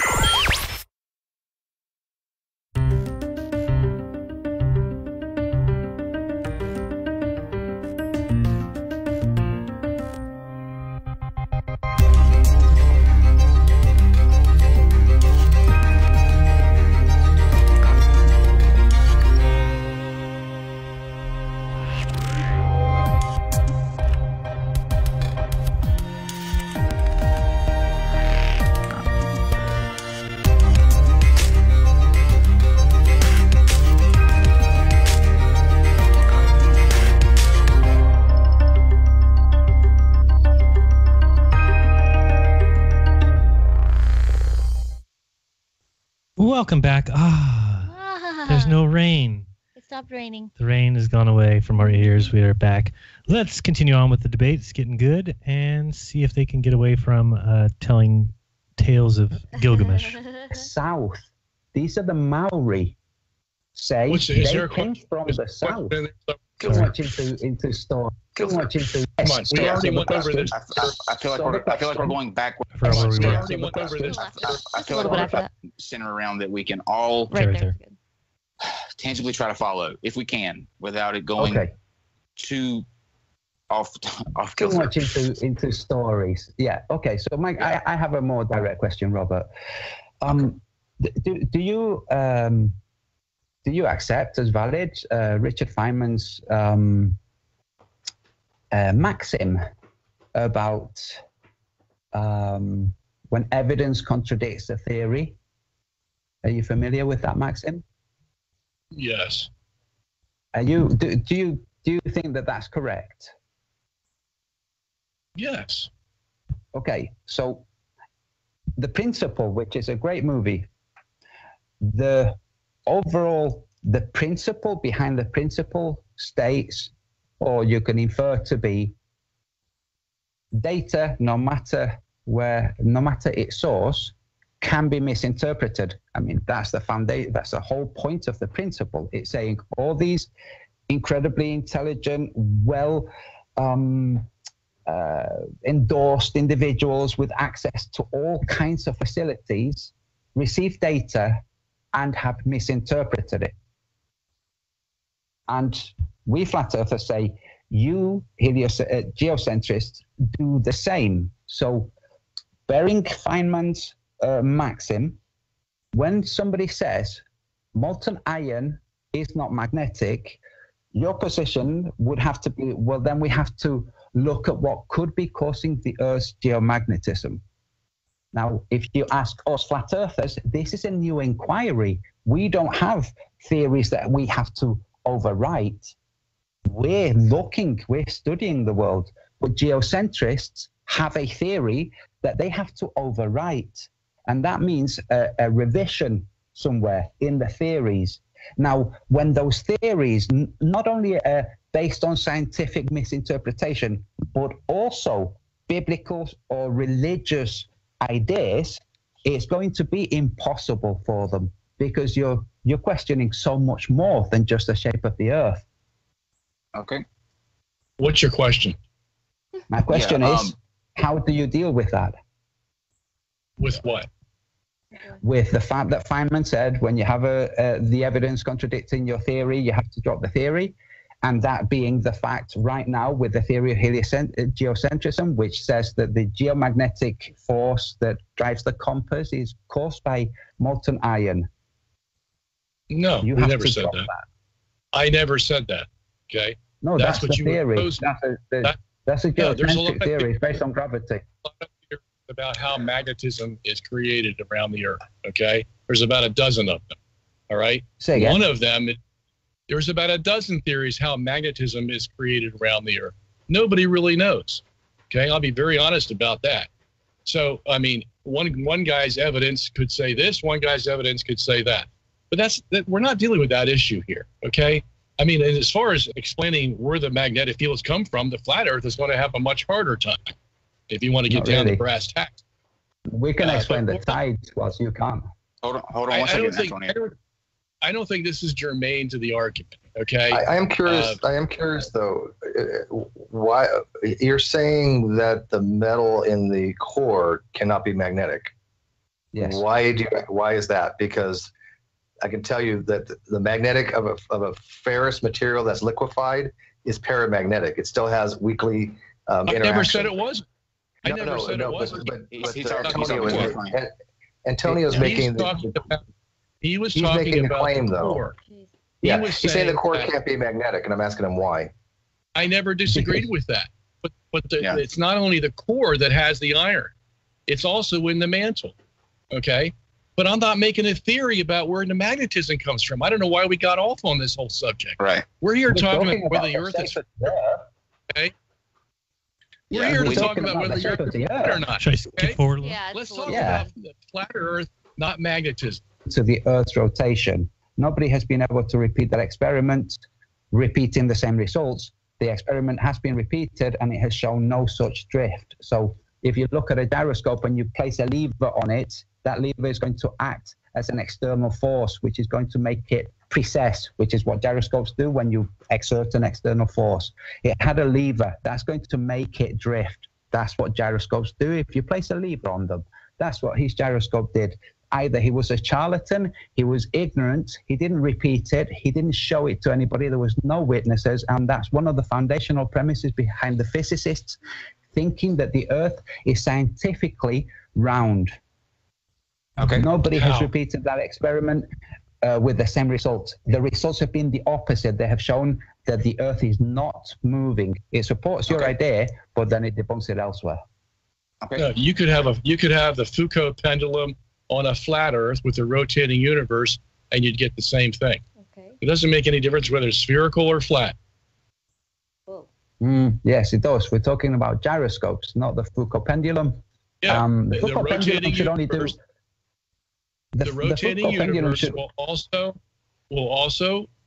gyroscope will also respond to a rotating universe, because a rotating universe has both centrifugal and Coriolis forces. Okay? And it doesn't make any difference whether that... Hold on. It doesn't make any difference whether that rotating universe is going around a spherical object or a flat object. Okay. You're going to have Coriolis and centrifugal forces. So why is that not happening? Because it isn't happening in the real world. In the real world, gyroscopes are not drifting. In your world, they're not drifting. Okay. No, in the real world, on the Earth, on YouTube, at home, people can buy these gyroscopes. Not some fantasy world. In this world that we all inhabit, gyroscopes do not display drift. Don't try to pretend in some magic world. In the real world, they don't display apparent drift. All right. Why is that, Robert? How would you? So how would you respond? why do hurricanes? Why do hurricanes rotate No, the left? question is, why do they not? He's talking about the wrong thing. And why do they rotate Coriolis counterclockwise? Or forces. sorry, clockwise in the southern hemisphere? Tell me That's what they force is do. doing. So that's Well, what they just do. But no, I can tell you what. I can tell you what's driving one at a that. time. One at a time. Yeah. Antonio, what's driving that? What's driving that? Okay, what's driving that is the day and the night. Okay, so we have the day. Consider the day a gel-like substance. Okay, and the night a gel substance of a different viscosity, and one is collapsing upon the other continuously, and they're moving to the west through the tropics. So above and below the tropics, or to the interior and the exterior of the tropics, there's a wake. And that's exactly what happens. And we can mirror this with a hot plate and dyes and water without giving them a stir. We can mirror you know that. what? We can reflect that. You can make up all kinds of things you want, talking about viscosity here. What do you mean make up? Hold on, Antonio. You have absolutely no proof of this whatsoever. Well, I can show proof right now. Antonio, please don't make me mute you. Make a model Please don't make me mute you. willy-nilly, and we're just supposed to accept it that's thicker here and thinner here, as if that's an explanation. First of all, you haven't even explained how that would work. You didn't explain any scientific evidence for that at all. But yet we're supposed to believe just because you declare it. No, we never said believe me. The scientists have dealt with centrifugal and Coriolis forces since the time of Newton. Through Mach, through Einstein. He just said that It's the all explanation there. is wrong. Okay, and your idea that the Foucault pendulum is false, that's a false idea. That experiment has been repeated everywhere. You talked about the Foucault pendulum also, okay? I know didn't what mention gyroscope. the Foucault pendulum. You said the Foucault pendulum. He did not mention that pendulum. To be fair, he did not mention the that. Foucault pendulum, for your information, the Foucault pendulum should only work on a sphere on the north and the south pole. Well, That's since you didn't bring it up, though, let's not make it an issue since you didn't bring it up. Why is that? Why would the Foucault Because that's the pendulum only only work on the place. poles? That's the only place where the Earth is rotating around the axis of No, the that's pivot false. point of the pole. No, that's not false. That's false. If the Earth is It is moving like false. this, the axis Okay, we is the are axis at an You can say it's false. You can say that all you like. Yeah, that's We're right, gonna go- because it hold on. is. The Foucault We're going to pendulum try will one work on the last equator. different route. We're going to try one last different route. We're going to allow Dr. Sungenis to state his best case evidence for a geocentric Earth. Maybe we can go the opposite way. So state your best piece of evidence, and then we'll see what his rebuttal to that is. Because I don't think we're going to agree on the gel that's in the air either. So, all right. Okay. The best evidence I would give somebody who asked me that question, I did this on another show just the other day, is the fact that we take pictures of the Earth, whether satellites are 500 miles above the Earth, 1,000 miles above the Earth, or the weather satellites that are 22,000 miles above the Earth, or a satellite at Lagrange point 2, which is 2 million miles away from the Earth. We can take pictures of the Earth. And this idea that there are no satellites because NASA is a corrupt institution is just totally ridiculous. Okay? And these pictures that come back, they'll complain about the fact that they'll see cloud formations that are very similar, and they go, it's CGI. You see, they're putting in clouds into the Earth, and ipso facto, NASA becomes this big boogeyman that can never tell the truth and has lied about everything since its inception. And that is totally false. So the big evidence is the pictures that we have of a spherical Earth, no picture of a flat Earth, not even a composite flat Earth, has ever been produced by any space agency in the world. U.S., But composite Russia, globe Earth pictures China, have been. India, or Japan. None of them. And so to say that they give us fake pictures means there's this conspiracy among all these nations who are actually in competition with the U.S. to see who can actually outdo each other with science. There would have to be this big conspiracy. That is also That's why absurd. they all race to the moon. So the big evidence is the pictures we have of the Earth. Okay, my rebuttal. Yeah, your rebuttal. Yep. Okay. Pictures of the globe Earth and no pictures of the flat Earth. And because there's no pictures of the flat Earth, it's really not even possible. despite there being no pictures of God. So the idea that because there are no pictures, therefore it must be not true or not possible is a complete gibberish. Yeah. There's no picture of a consciousness, but consciousness obviously exists. Good comeback. So this idea is a red herring. Now, the photos from space, if I asked Robert to present them right now, he would find a hard job presenting them. And when he says that, so flat earthers will say, oh, there's a couple of clouds that look similar to each other. It's like, no, flat earthers are highlighting that there are duplicate images, portions of clouds stamped over these globe photos. And we have evidence of the NASA visual graphic artist who created it, explaining how he created it in detail. So they're made up. And the guys who made them up have candidly said that. Yeah, I know who you're talking about. His name is McFarland, okay? No. And he says he painted pictures for NASA. So what? NASA has every right to paint a picture. Oh, they have but that doesn't mean that the satellites. Hold on, Antonio. Okay? That doesn't mean satellites don't produce pictures of a real Earth just because we have one guy claiming, and I'll accept his claim, that he painted pictures of the Earth. Okay? That's a non sequitur. You can't prove that, but why what he did, that satellites don't take real pictures of the Earth. What the hell? You understand that? No, that's not true. Just because a criminal says that they're a criminal, you can't assume that they're innocent. No, I'm not saying he's innocent. I'm just saying that's pretty much what you're saying. Earth. No, why? I'm saying he paints pictures. Why not show Antonio, let him answer. Let him answer. Okay. He paints pictures of the Earth for a living, for NASA. Great. Okay?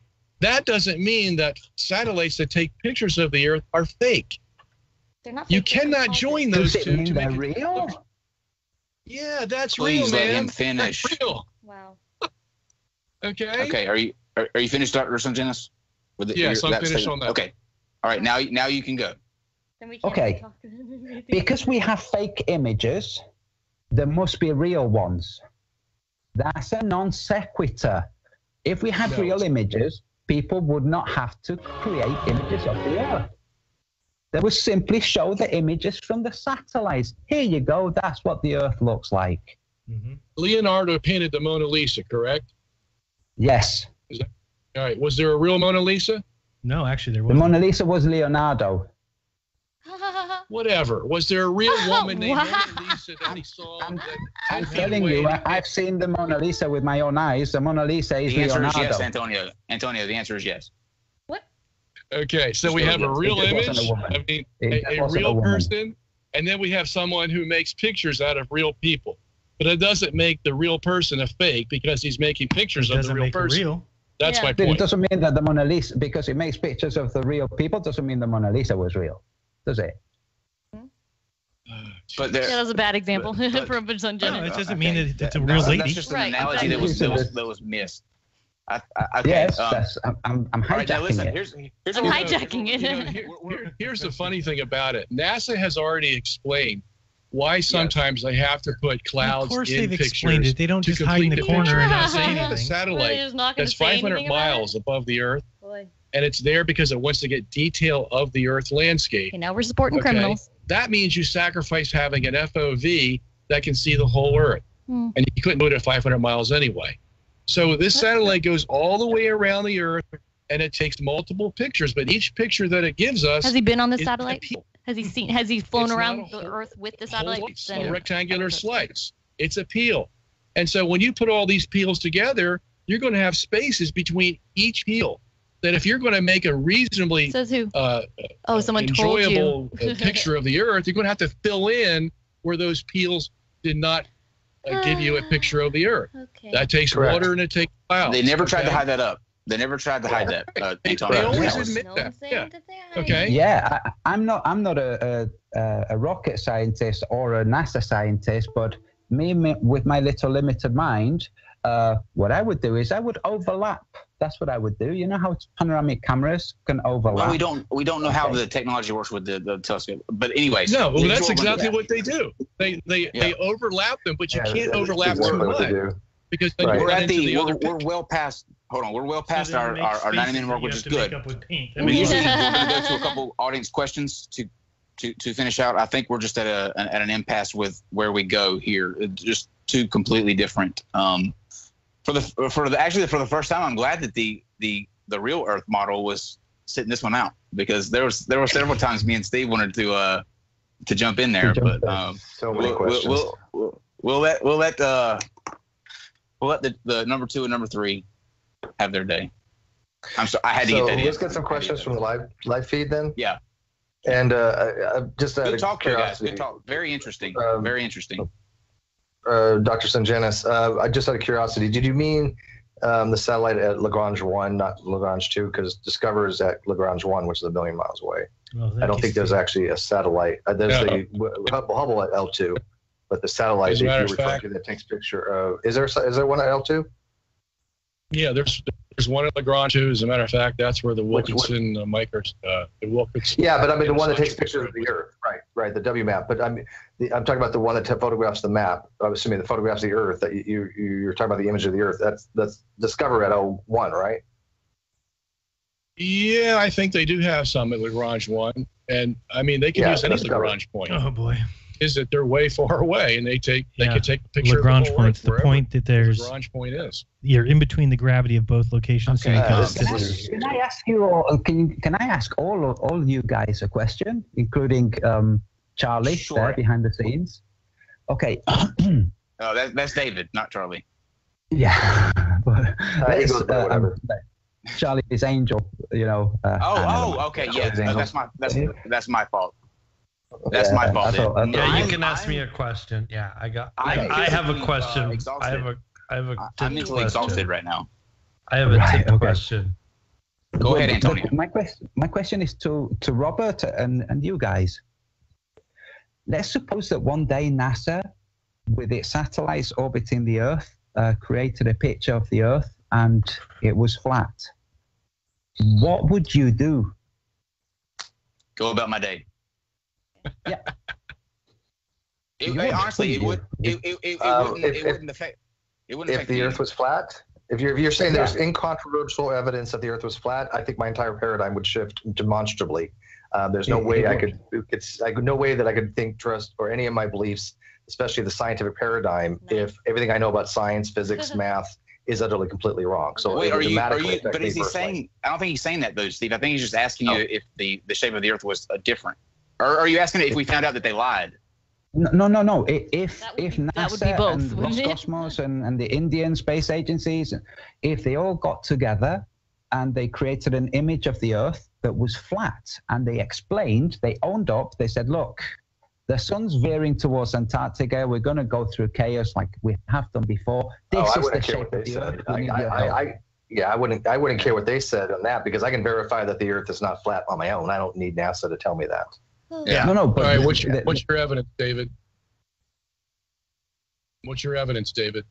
Why are you asking me my evidence? I never said I had any evidence. Who are you? No, it was Stephen.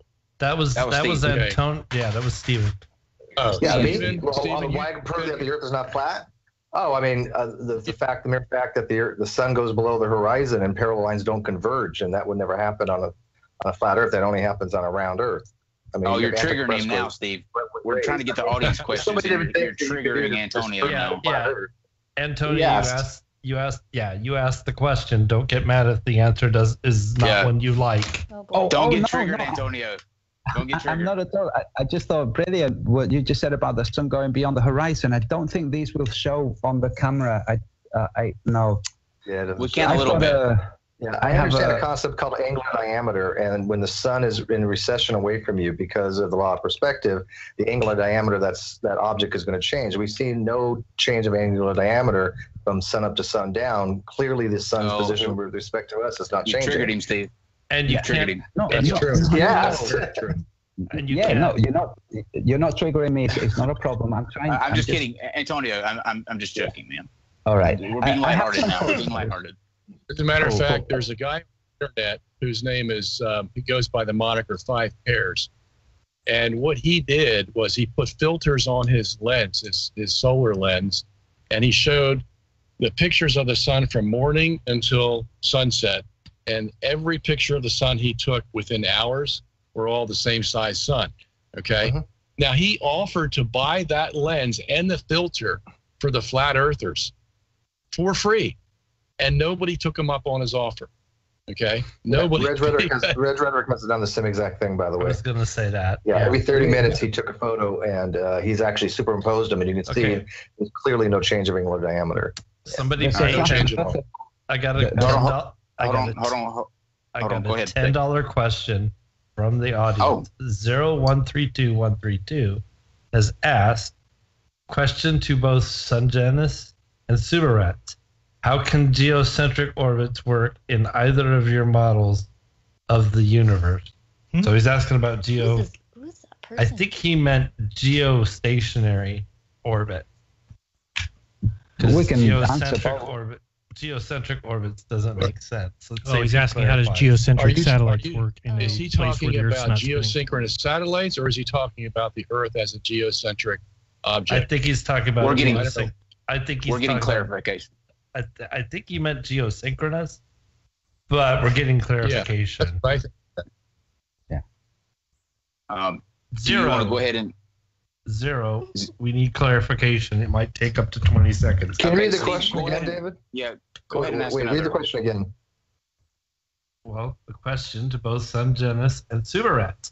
How can geocentric orbits work in either of your models of the universe? Yeah, he means geosynchronous. He means geosynchronous. Geosynchronous.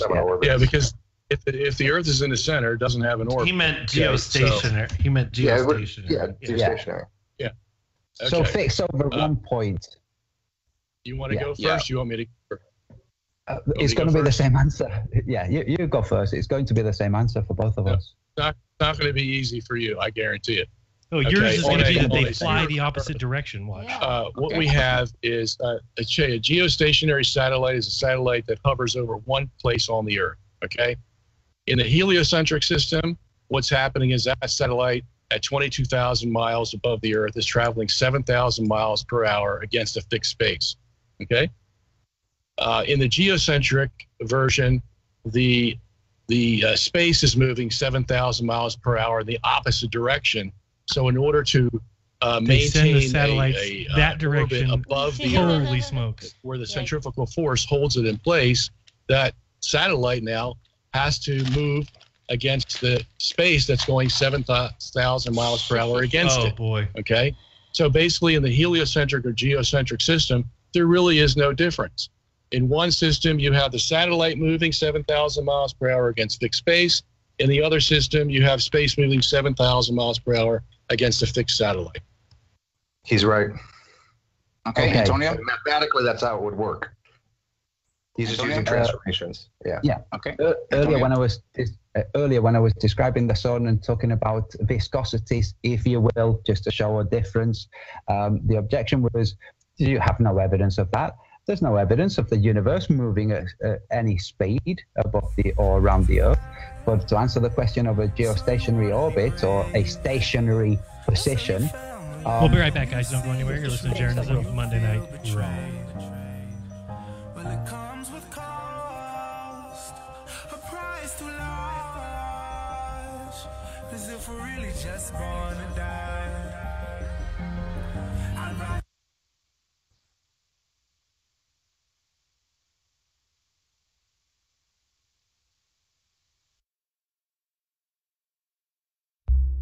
Censorship and regulation is becoming an ever-growing problem in today's modern media. From the mainstream to YouTube and Google, the information you're looking for is buried by official narratives and propaganda. This is why TFR is 100% uncensored, unregulated, and listener-supported. The shows on TFR are not micromanaged by the station, and our hosts are free to speak their minds however they please. As such, the views and opinions expressed on our station are of those who make them. If you happen to hear anything offensive on TFR, please send us an email to toughtitty@tfrlive.com, and we'll be happy to tell you that we really don't give a damn. We stand for freedom of speech and non-censorship. If you also stand for free speech, you can go to tfrlive.com/signup and and sign up for a TFR supporter pass and help us in our mission to keep the airwaves uncensored and unregulated. TFR Live, your uncensored and unregulated protection. Rejecting judges, senior home ambush. I'm Jan Johnson. At a rally in South Carolina, President Trump is defending his call for the immediate rejection of immigrants at the border without court hearings. They came to me 3 days ago. Sir, would like you to sign this order. What is the order? We need 5,000 judges on the border. I said, judges? What other country has judges? The White House earlier today said the president's demands do not defy constitutional due process. Activists in Seattle are suing over family separations involving asylum seekers, arguing that reunification takes far too long. As correspondent Ed Lavandera reports, more than 2,000 immigrant children still need to get back with their parents. Under the Trump administration's plan, those children will keep waiting in Health and Human Services custody, with unifications only happening once the parents' deportation proceedings are complete. The families will either be reunited before deportation or if the parent is released from detention, and after the parent applies to serve as the child's sponsor. In Southern California, Jim Roop reports on the shooting death of a firefighter, and word from investigators that a senior home fire was set on purpose to target first responders. Preliminary evidence and witness statements do point us in that direction. Long Beach Police Chief Robert Luna says what they don't have is why. However, they hope to get that information from the suspect, 77-year-old Thomas Kim, a resident of the retirement home where it all took place, the one who allegedly set off the explosion and the one who allegedly shot 2 firefighters and another resident, killing fire captain and paramedic David Rosa. President Trump says he's surprised that Harley-Davidson would be the first to wave the white flag over European tariffs. Harley says it's shifting some of its production to other countries rather than pass trade penalties on to customers. I'm Jan Johnson. This is Truth Frequency Radio. The wicked ones obviously under heavy Masonic influence.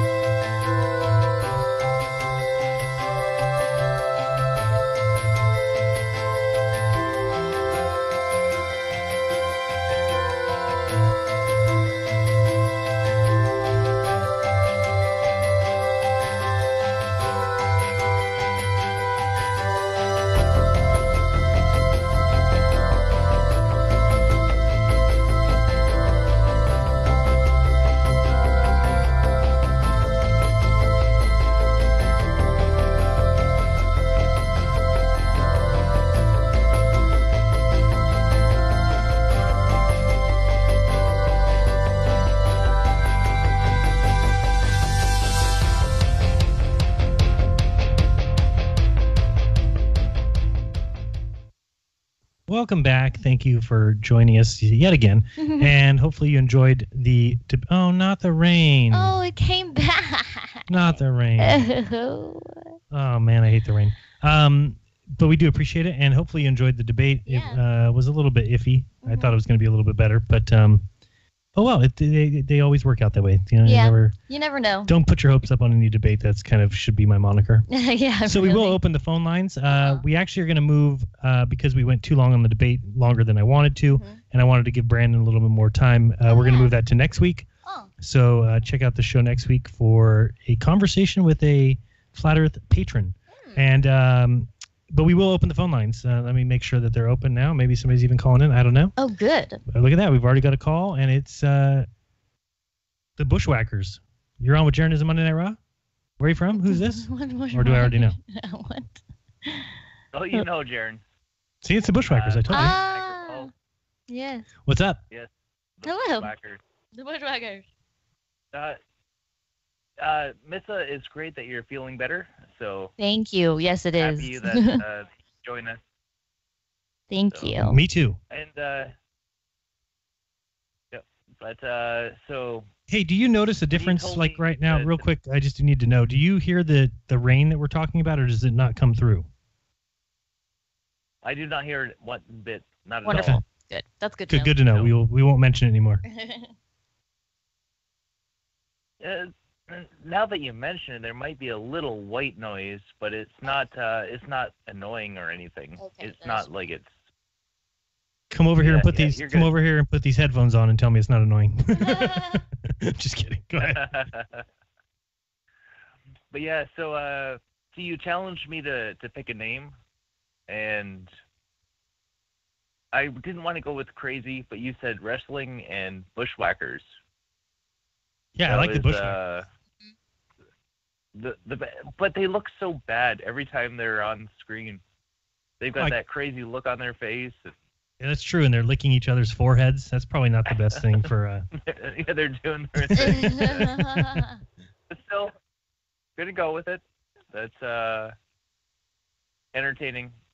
But yeah, this non sequitur interview, like that was so much better than your Aaron Raw Klingon Undertaker talk. Like, and Indeed. your little hallelujahs. Oh, Yeah, that the was not a. hallelujah. Oh, those weren't mine. Those are not ours. Believe it or not, that's what the show plays when somebody says non sequitur. Yeah. No. Yeah. Yep. We can't take credit for that. Really? Yeah. Yeah, the show plays I those. totally thought that was your soundboard. No, when somebody says like that's a non sequitur and they agree with it, then they play that hallelujah music. Yeah. Womp womp. Sorry. But we can pretend like it was us, and we'll take that compliment. I can get my soundboard ready and give you a hallelujah if you need one. He. Well, yeah, I totally thought that was you guys, because I left a couple times in the Bushwhacker chat. That's great. But another funny thing about the Bushwhackers. Mm-hmm. If you can tell me their names, I would be so impressed. Oh, he knows. You know their names? The Bush or the Bushwhacker Luke and team. Butch. Yeah. Wow. Oh yeah, Luke and Butch. So he is a true wrestling Yeah. fan. Yeah, the non sequitur guys, I couldn't tell you. Yeah. No, I can't. Steve and somebody. Yeah, no. Yeah, Guy and Guy. Yeah. But Well, I don't know if you know the other guy, so, the one that's in the lower left screen, or you guys weren't watching it. Sorry, the younger guy of the The guy two. was like the moderator, basically. Yeah, the thing that bothered me about him is him and I had a little private Skype conversation going for a while where he's very open to other ideas, and that's fine. I understand that he wanted to kind of keep that from his audience. You know, he told me that he doesn't believe that we went to the moon, which I thought was like way revealing. I'm like, what? You're on that show as a but then now I'm calling him out for it because in a recent video, the top 20 things flat earthers can't answer or something, he was in there saying, oh, flat earthers, tell me how it's possible for space agencies to fake things. I'm like, what? Wow. The same guy that told me he doesn't believe we went to the moon is now telling flat earthers they have to answer how, that just didn't make any sense to me. That's not good. Go ahead, though. one of my coworkers that I work with, he's like, they couldn't have possibly faked it before they went to the moon. And it's like, have you seen 2001? Right. It's like, have you seen 2001? Good. And wasn't that the was year before? 2 years before. Yeah, 2 years. Yeah. It was like 2 or 1, but Yeah. they totally faked it. Yeah. Yep. Yeah, that's one thing I don't have a doubt about. Yeah. We can't go to the moon. Yeah. It's ridiculous.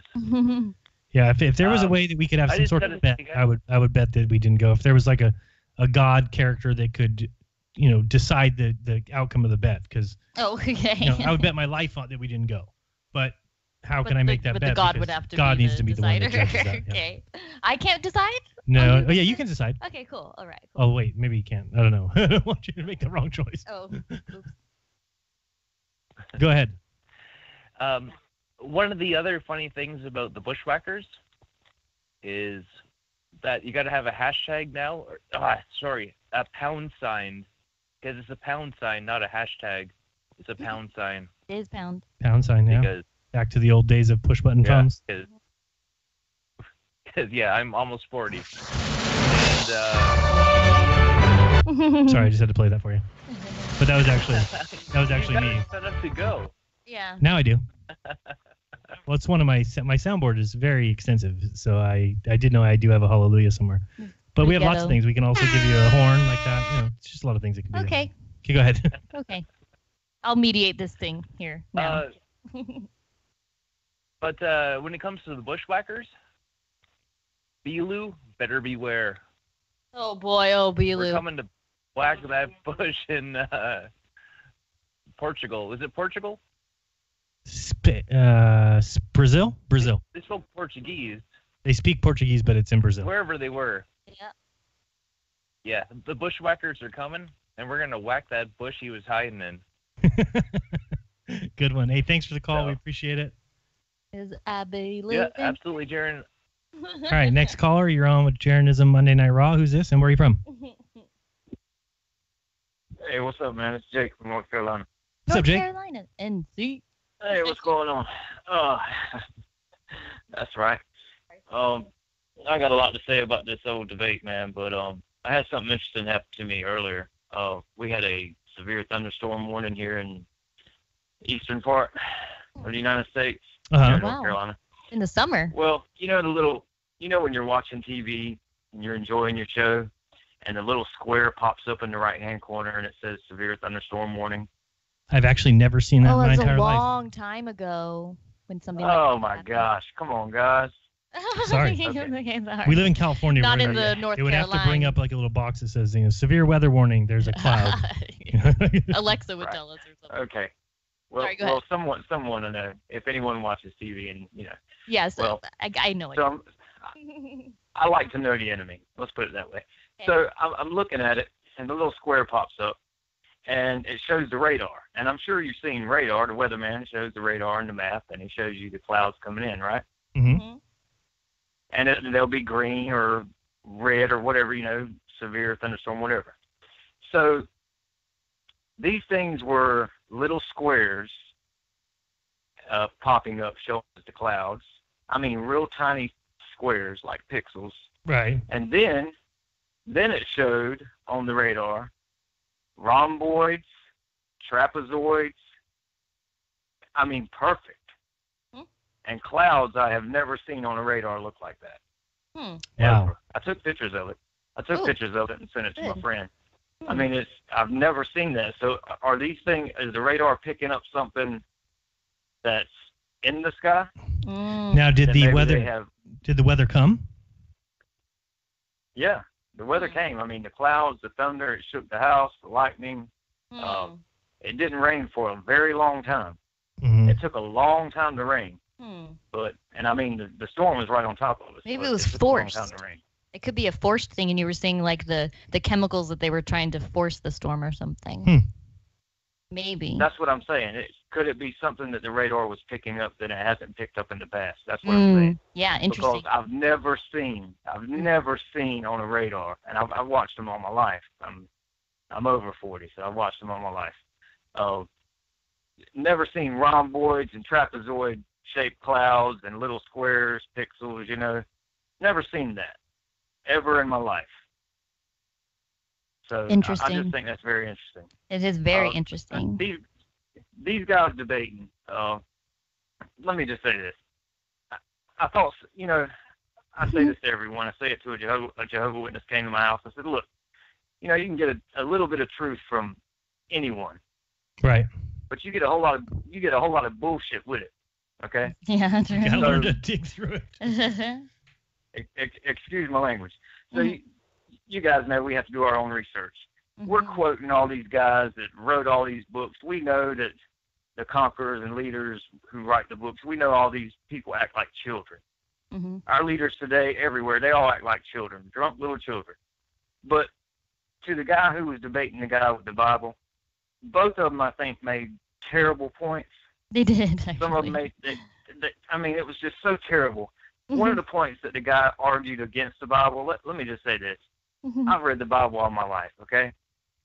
So this is very interesting that he would make a point and say, well, your God would just found himself in the water, because he's taking the scripture and he's saying water's always been here.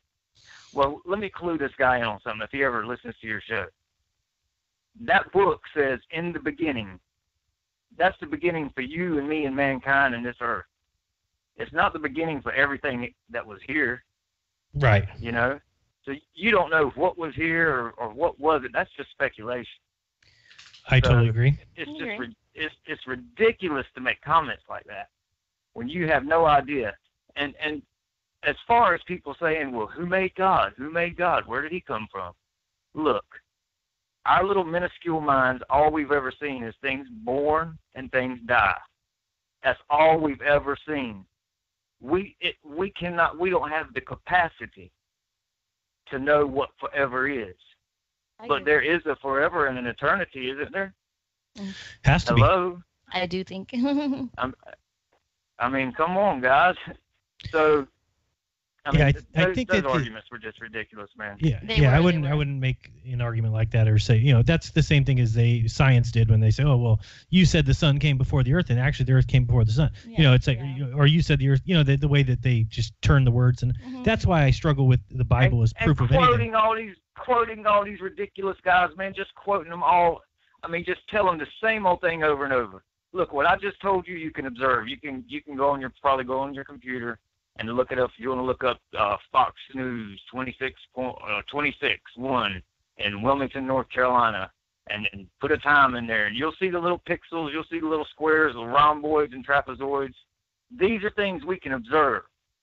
When I called you about the eyes, these are things we can observe. When you talk about people with different dialect, I live in one part of town. I can drive 30 minutes south, there's a different dialect.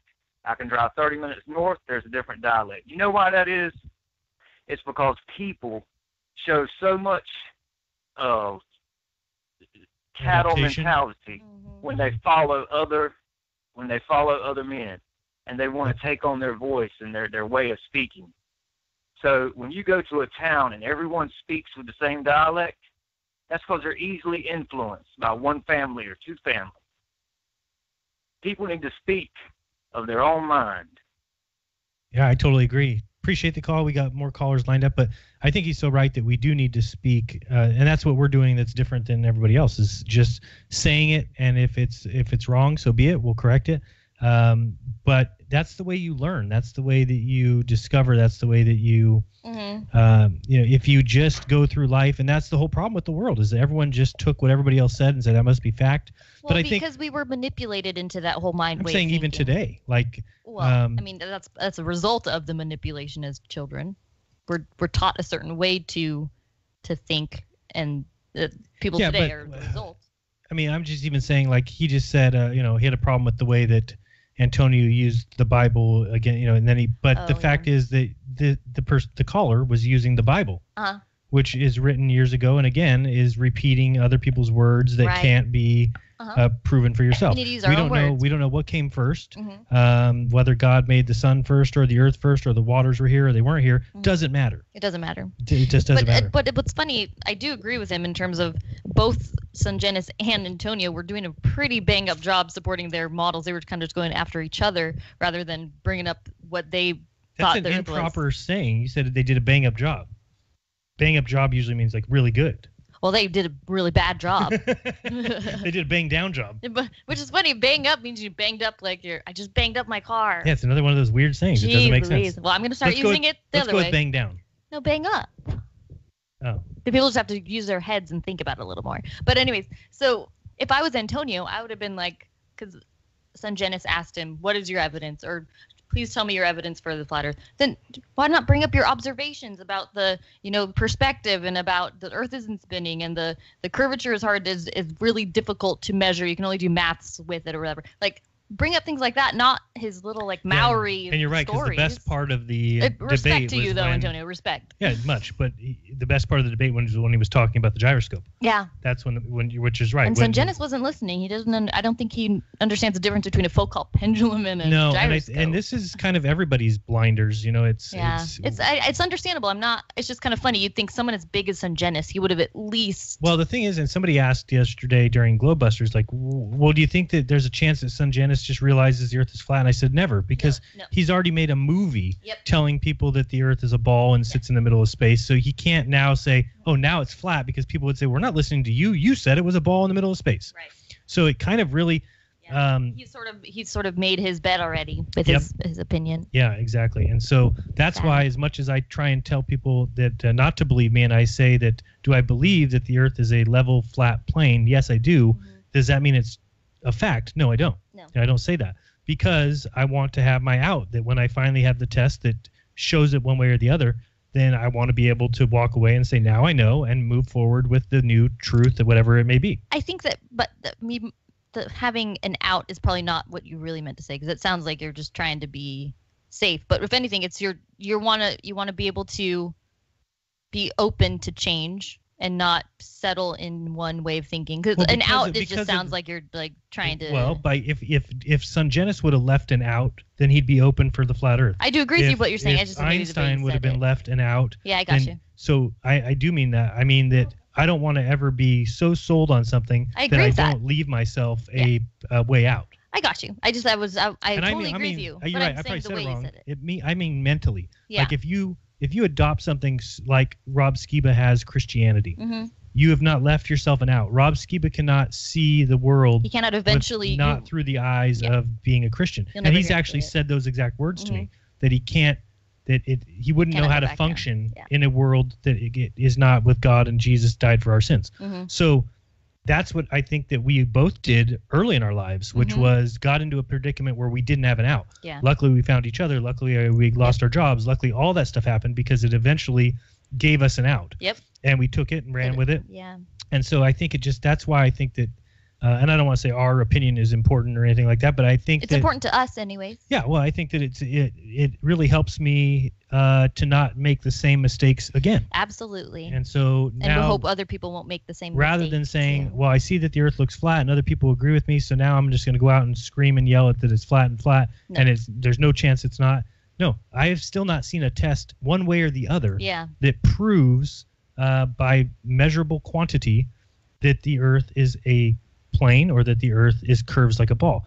I can't see it curving like a ball. I can't even imagine that anymore, because the amount of things I've seen that led me away from that belief. The only reason that you hold on to it is because of the amount of scientists that have done that for 300 years.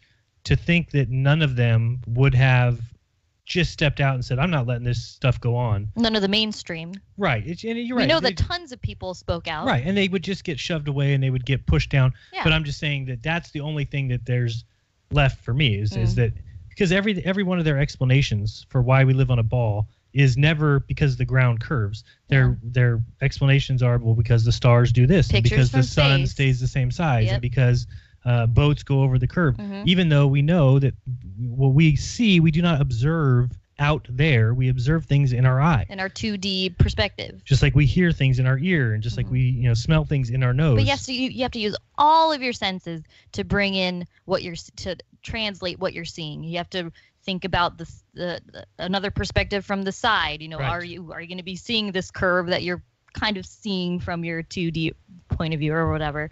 But I think the whole thing with the explanations of a curvature, or they say that they can measure curvature, they all go against the nature of things.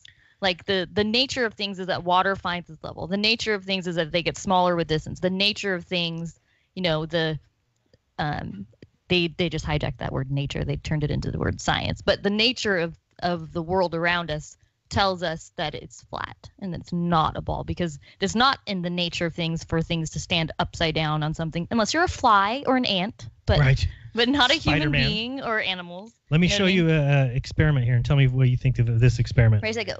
If we had a 30-mile stretch Okay. Where's the 30-mile stretch? Here to, I don't know, maybe Madeira? Is that the name of that place? Modesto? No, Madeira, down south, I was thinking. Okay. Anyway, if we had a 30-mile stretch and we have 3 hot air balloons, okay, we have 1 hot air balloon that's attached to the ground here. Yeah. And 1 that's attached to the ground here, and 1 that's attached to the ground here. So which is where? What are those 3 places? 30 miles apart. 1 in the middle, 1 in the 2 ends? Yeah, 1 in the middle and 2 ends, and these are 30 miles apart, so that means that between each balloon is 15 miles. Okay. Then what we do, I've already figured out the math on this, and the amount of height of this, you draw the chord, which is the line between 2 places, and then the height of the bulge is, in this case, 150 feet. According to the globe. According to the globe model. Okay. So what we do is we release these 2 balloons, but they're hot air balloons, and they're tied down so that they can only go 150 feet high. So this one goes up 150. So they're 150-foot rope. Yep. And this one goes 150, and then we get a drone from far away to observe, and these 3 should be in a line if we're on a globe, even though we didn't release the second balloon. You mean if we're on a globe, they should be in a because of the bulge? Because of the bulge. When did you come up with that? I didn't. I just read it from. Oh, I was like, that's really good. A subscriber, not a subscriber, a follower of mine, whatever you call them, just Skyped me and just gave me that idea. That's almost like our idea with Across the Ocean, having 3 people. Because it's taking that third person's perspective, which is important. And I think if you could make sure that maybe even if you had 3 drones at equal distances away, so you could kind of make sure that it's not a perspective issue. Yeah. And I don't know how far away you'd have to get to see 30 miles, and would a drone even be able to see that? We could totally work with that. That's interesting. I think that you could work with that. I still want to do my ocean one, but I would almost add in the drone as the third. But see, the thing about this one that's great too is you get above the atmosphere. These are tied down, so there's no way. And if they're hot air balloons, it's not like they're helium balloons that will just blow all over. The people in these things have a basket, and they can. Or you could even use drones. Have a drone stuck to a rope and then have it sit there. I'm not sure. You wouldn't be able to see that from 30 miles.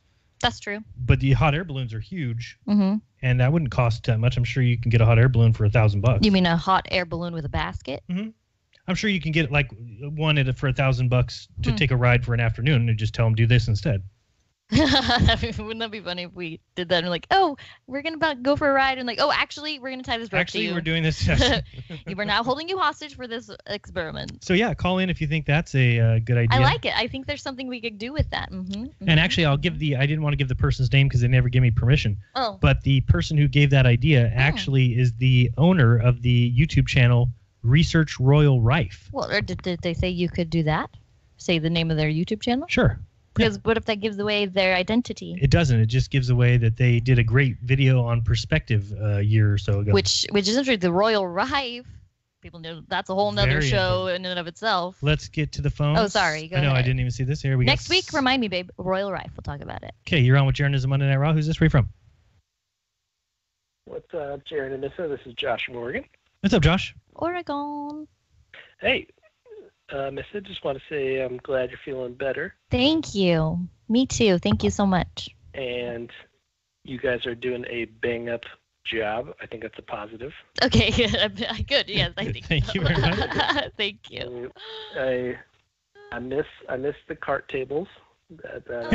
Me too. You know. Without that. My husband's always trying to change me. And thank you for using the same name that you do in the Telegram group, because it helps me a lot. What was that? He uses the same name, Josh from Oregon, so I don't get confused. Oh, nice. Stay right there. We'll be right with you. Oh, yeah, stay there. Okay. Stay on the line.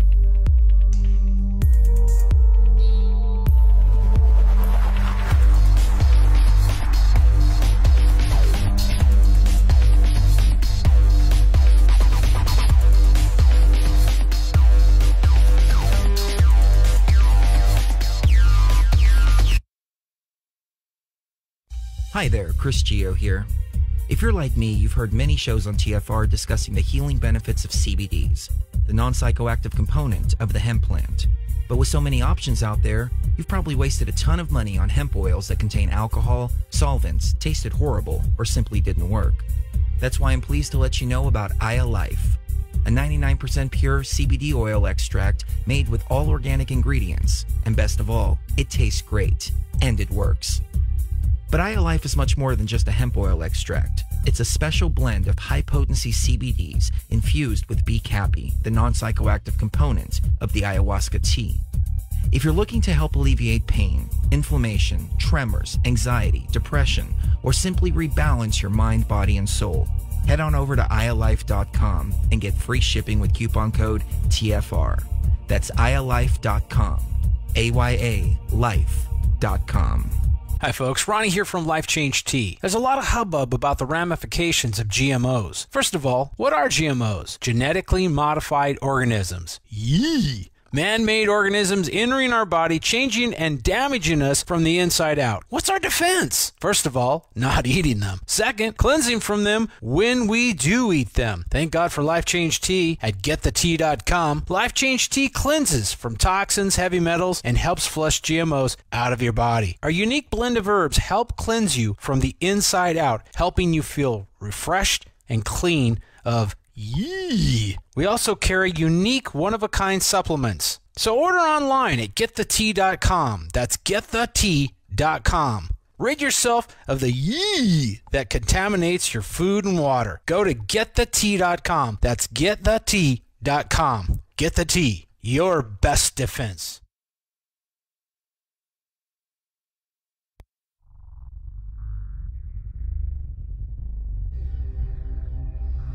We exist in the security and comfort of our worlds. Paved paths, lights, and manicured lawns give us peace of mind that our world has been tamed, and we are its master. But other worlds exist on the edge of our sight. On the edge of our awareness, the shadows move. The woods fill with the unblinking eyes of the nightmares our ancestors warned us about. Some of us have stumbled into these forgotten realms, whether on purpose or completely by surprise. I'm Brent Thomas. Join us on the Paranormal Portal Friday and Saturday nights from 10 p.m. to midnight Pacific Standard Time as we journey into the world of the paranormal phenomena. Enter the Paranormal Portal if you dare.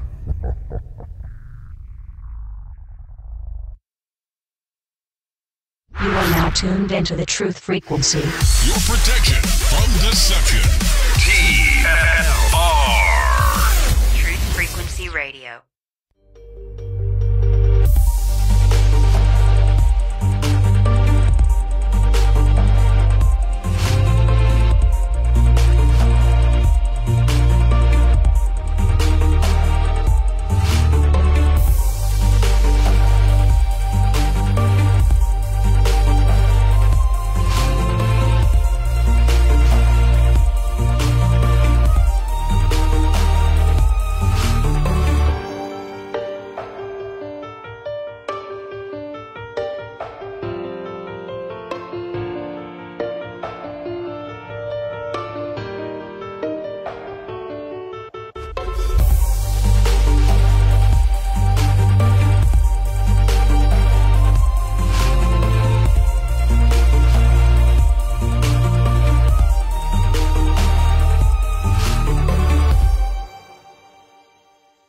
Welcome back. Welcome back. Thank you for joining us. We are on the phone with Josh from Oregon. Josh, continue.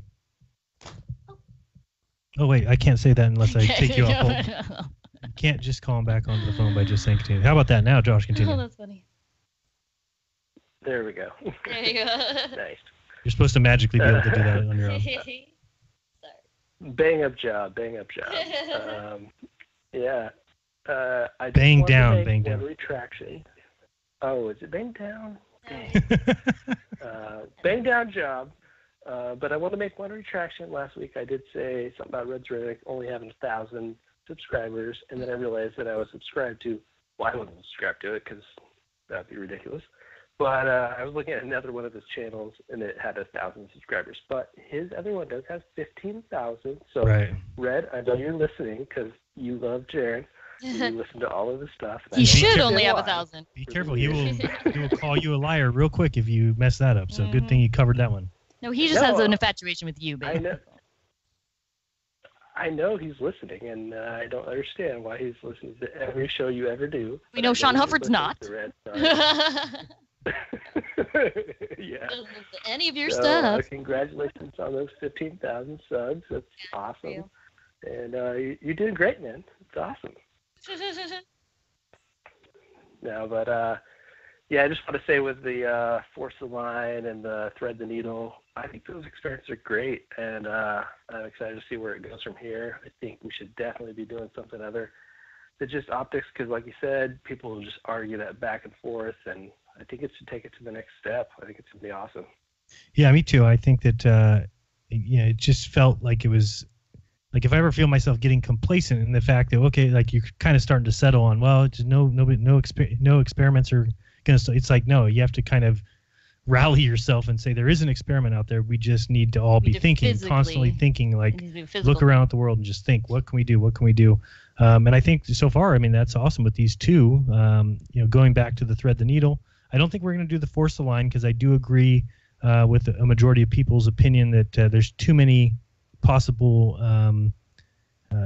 holes in that whole thing where just a little, you could be a little bit off. And again, I think we have to look at it. Would it convince me? Would it change my mind? And again, if we went through that whole process and did the whole Force the Line and got to the end and it did rise up, I would immediately start thinking, I wonder if we went wrong somewhere in the back.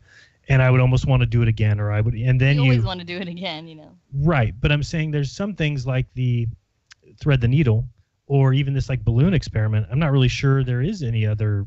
If the balloons were straight across, I wouldn't say, well, maybe we didn't lift one of the balloons up. Well, clearly we lifted off the ground and it went. Unless somebody, made the rope the not right length or something. Right, but I mean, you're gonna have people filming it that you'll see the. Yeah. So I don't know. It's just, I think those are two good experiments. Thread the Needle, I think, is good. Again, it's just one of those experiments that you cannot do it on a curved Earth, and you cannot not do it on a flat Earth. I say put it on them. Tell the NASA's, with all your satellites out there and all your $50 million a day, make yourself a big giant measuring tape. Yeah, one that's 25,000 miles around, and just start at one end, have your geosynchronous satellite hold it, lower it down, and then take it all the way around. It's super easy. I just don't know why they don't do I just like the idea better of proving it for myself. I don't need NASA. I don't need anybody. I will take care of it myself. I want to see them attempt it. They did. But even if they did, again, would I believe it? No.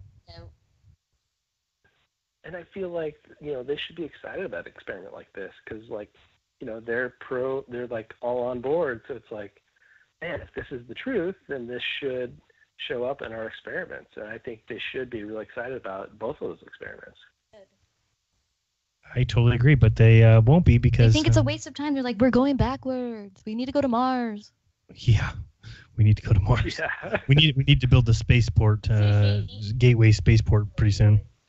Robots delivering we need parts. a hotel, Exactly. When are we going to have that? It's like if we showed up in Hawaii 60 years ago and never did anything after that. Right. Never went back there or anything. Yeah. All right. Any final words, Josh? No, I just wanted to say hi, and glad you're doing good, Nissa. And keep up the good work. Hey, appreciate it so much. Thanks, and Josh. We'll talk to you soon. Let's go to the next caller. We're kind of packing up here. You're on with Jeranism Monday Night Raw. Who's this? Where are you from?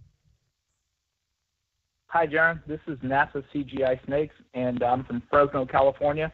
I just wanted to say I appreciate your program. Hey, thank you. Wanted to give a shout-out to Karen B. Yeah. She's awesome, Karen B. Bunsen Honeydew, Ginger Sugar Bush 905, Christopher, Musicians for Truth. We're all watching your program at Ginger Sugar Bush 905's place. Nice. We appreciate you very much. Thank you, sir. Are you guys drinking or anything? No. I don't know. Maybe they're having like. I am. I don't know about them. Okay. I can't say for them. Safely, I hope. Much love, my friend. All right, you too. Thanks a lot for the call. Yes, at home. And please drive home safely. I love that. That's great. I love that other people they're listening live on other venues.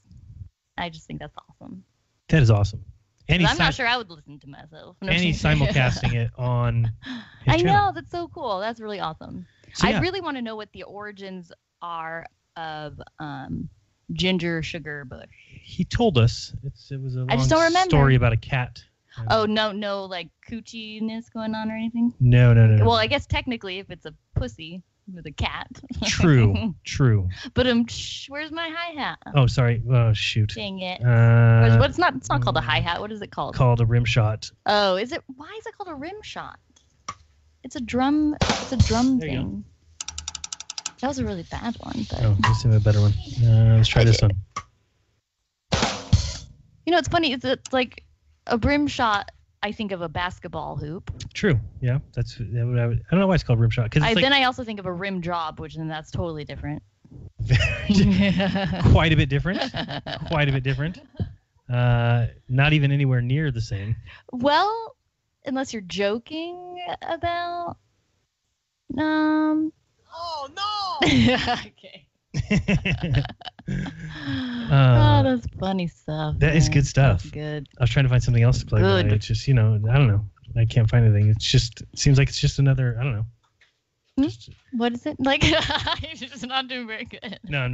My thing, I got a cross mark on my thing. What does that mean? Oh, boy. Look at this. I don't know. It's crossed out. They crossed out something on my soundboard. Oh, that's not very nice. No, that is not. I wanted to say, so remember I came home the other day and told you about a fireworks sign or that banner that was up? I wanted to mention it on the show because I thought it was really interesting. Well, anyways, if you don't remember, I will remind you. So I was driving around town the other day, and then I saw this big white banner that was draped across the two-way lanes or whatever, up really high or whatever, and it said, illegal fireworks, 0 tolerance. And then right next to it said $1,000 fine. And I was like, that's not 0 tolerance. That's like, if you're rich, you can have illegal fireworks. 0 tolerance unless you have money. Exactly. I just thought it was kind of like, all right, that's nice. 0 tolerance unless you have $1,000. Which we don't. So can you please not get fireworks? There should be an official date for you cannot light off a firework before. Oh boy, I mean, July 2nd is the date. I'll allow them from July 2nd until July 5th, and from December 31st until the 2nd of January. And not on our street either, because oh man, we didn't tell people about that. What was it the other day? Yeah, there was like. Jeez, I was in the garage, and yeah, all of a sudden. Sorry, children. I heard these fireworks going off, and I pop out the backyard and look up, and somebody's in our front yard. Mm-hmm. Lighting off the ones that go up in the sky and do the whole mushroom like hit our thing. House and stuff. Yeah, and it went for what, like a minute? And they drove off after. Yeah, and then by the time I went from the garage to the front door, they were all skidding out of here. Yeah. And I found little pieces around. That's always scary because you're like, what if you're not home and something happens? Although, I hate that. I feel like my neighbors used to be when I was a kid, and you would just laugh at your old ass neighbors who would have problems like what are these guys worried about? It's not gonna light your house on fire. So I'm sure that's what they were driving away saying. What's the guy worried about? It's not going to light his house on fire. You know what I think actually they did was this is my theory. So these children looked up on Google some empty streets, that don't have houses on them yet or that will be built. So they found our street because on Google Earth, it shows one house on our street and the rest of it is unoccupado. And so they made a plan like, okay, we're going to drive to the street. We're going to drive down and then we're going to set off the fireworks and we're going to book it. And then once they got here, they're like, oh, shoot, there's houses. We just got to do it anyways. So they shot them up. That was my theory. In case you're I think it's a pretty good theory. I think it's pretty good, yeah. Except for they decided to do it anyway. Well, yeah, because they were ready to execute their mission. And they couldn't go back once they went down the street. Well. Wrong, sir. Wrong. There's houses here. So there's houses here. Sorry, what you think is not true. So, yeah, that was fun. We have really bad luck with fireworks. We really do. Exploding on our house. Yep. Last one. Well, the last one started a fire. Oh, at both houses. Vincent, there was issues, and then also at Santa Clara is one you're talking about, right? Well, Vincent was ridiculous because the cops would come down the street, even though there was people at the end of the street clearly lighting off illegal fireworks, and they would just drive by and like, how's it going, guys? Like, good, you gonna go take care of these guys? Yeah. And they would like drive down there and just like make a U-turn and then come back. I was like, what are you doing? Yeah, it's ridiculous. Again, they probably had $1,000 and they handed it to the police officer. 0 tolerance unless you know the cops. So let's check if we've got any more phone calls. We do not. So yes, if you didn't hear, basically we want to go back and do the experiment at the canal. We've rethought that, and either we're going to do it very soon if I can get one rented. If not, then we're going to be doing it one of the first 2 weeks of September. Mike Kavanaugh, who is the what do you call that? Chairman of the board? Yeah, chairman of the board of FE Corps. Has the laser. Reigning royal king of the round correct. table. Mm-hmm. Yes, Esquire.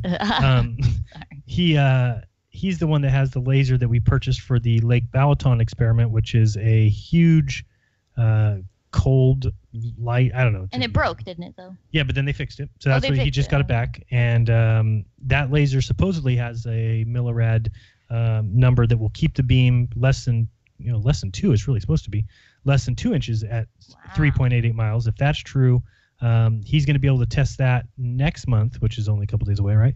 Yeah. Next month he's going to do another long distance laser test. He's going to test it first to make sure it can do 4 miles and keep the small beam. If it does, then he's going to fly out here, and he's in What if you're Dutch? You're from Denmark? If you're Dutch, you're German. No. Oh wait, no. Douche is German. Dutch is yes. Yes. Okay, I think he lives in speaking out Denmark. of my corner of my brain right now. I don't know. He's from Denmark, I think, and he's gonna come and bring the laser and the device that he calls the Salad, which is the super accurate laser accurate device. I'm not sure what it stands for. Let me actually. Synchronistically accurate laser along. What is it? What is the? No, I don't know what it is. I won't be able to find it. I don't think. No, it's not Dutch. I'm pretty sure it's device. Okay. Let's see here. Maybe I'll find it in here. The salad. I was right. The Dutch language is a West Germanic language spoken by around 23 million people as a first language, and by another 5 million salad as a second language. So the region is the Netherlands, Belgium, Suriname. Suriname? That's what it says. Also in Aruba, Curacao, Saint Martin, French Flanders.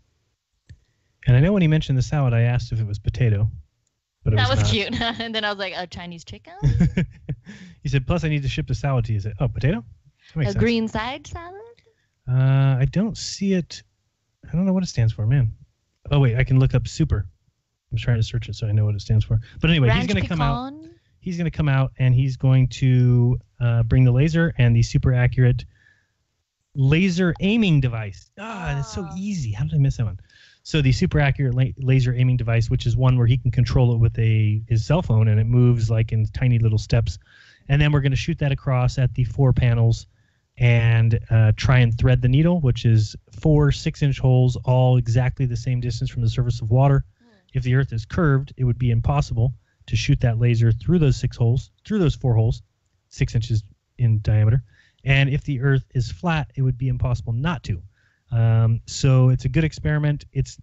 I was trying to get away from optical experiments. A lot of people have said, you said no optical. Well, it isn't optical, meaning that there is no refraction, no looming, there's nothing that's going to cause what we see. Is he okay? Yeah. Oh. Our dog got caught on a string, and he doesn't like that too much and thinks it's the end of the world. It's almost as funny as when the cat got stuck. One time our cat got a plastic bag on her head, and she went 1,000,000 miles an hour around the house. It's like, we'll get it. So the reason that also is a good experiment is because it doesn't require the leveling of the laser. So a lot of people's experiments require leveling of some type, and that gets questionable because locally it's very easy to get something exactly level or level enough when you use a spirit level, right? Mm-hmm. But when you're doing some sort of long distance test, any kind of little degree that you're off, where the bubble might look perfectly in the middle of your level, but when you lay the laser down and shoot the beam, if you're off by the tiniest smidgen that you wouldn't be able to ever see over distance, that grows and grows and grows and grows. So without having to level the laser for this thread the needle, because all you're trying to do is, it doesn't matter which angle you shoot it through, you can't shoot through 4 holes 6 inches in diameter, each at equal distances, 1 mile, 2 mile, 3 mile, and 3.88. Got you. No matter how you finagle it, you can't do it. So unless the Earth is flat. Yeah. So Caesar salad. Is it a macaroni? I lost you. Cobb. Cobb. Pasta. Garden. Fruit. Macaroni. Larb salad? No. I'm just looking at a list of them. There's 94 Oh, you're types cheating? of I was salad. over here naming salads, and you're over there cheating with your phone. That's I'm not nice. cheating. I was looking them up. That is pretty cheating. There was no rules of the salad guessing game, okay? It was guessing. That's the rule. Not reading. It's not the salad reading game. It wasn't even a guessing game. I mean, I was just commenting on the tuna salad. Oh, I don't like tuna salad. I don't either. I never liked mayonnaise. Coleslaw. Do you know my friend growing up, his dad used to put Miracle Whip in grilled cheese sandwiches. No, mayonnaise. No, it was Miracle Whip. Miracle Whip is tangy, disgusting. Wait, isn't Miracle Whip Oh, am I saying the wrong thing? Yeah, I think you mean mayonnaise. No, there's another kind of mayonnaise. But it's mayonnaise, right? Technically. It's like mayonnaise. I knew a family that did the same thing. But it's very sweet. Then gross. If you've ever had a regular mayonnaise, it's not that bad because I've had it before. On grilled cheese? Yeah, just a little smidge. Holy smokes, who does that? My mom's best friend. Another thing, think of other things that people have done. I've seen somebody put ketchup on their chili beans. Why? There's already sauce in it. I can't. I don't speak. Wait, for who are people you? Who are these people that you know? Well, that's Darren Owens and his dad Gary. Okay. And the other one was Del Crow. All right, you have some great neighbors. Those are all neighbors. They weren't neighbors. Darren Owens was your neighbor. Neighbor. The other one was family friend. Oh, excuse me. Ketchup on chili beans, not good. I thought it was called Miracle Whip, but now that you're mentioning it, Miracle Whip is the whipping cream. Yeah, what is that other stuff called? I would like to know in the chat if anybody else. I doubt there's anybody in the chat. No, look at Miracle Whip. Oh, interesting. Must be an old school mayo then. It's terrible.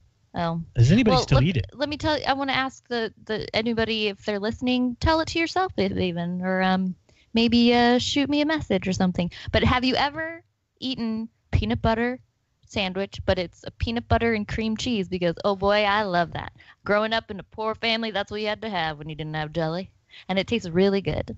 I really enjoy it. Peanut butter and cream cheese sandwich. Anybody? Obviously not my husband, because he would probably puke if he ever had Sounds terrible. Yep. There's nobody in the chat. Oh, wait.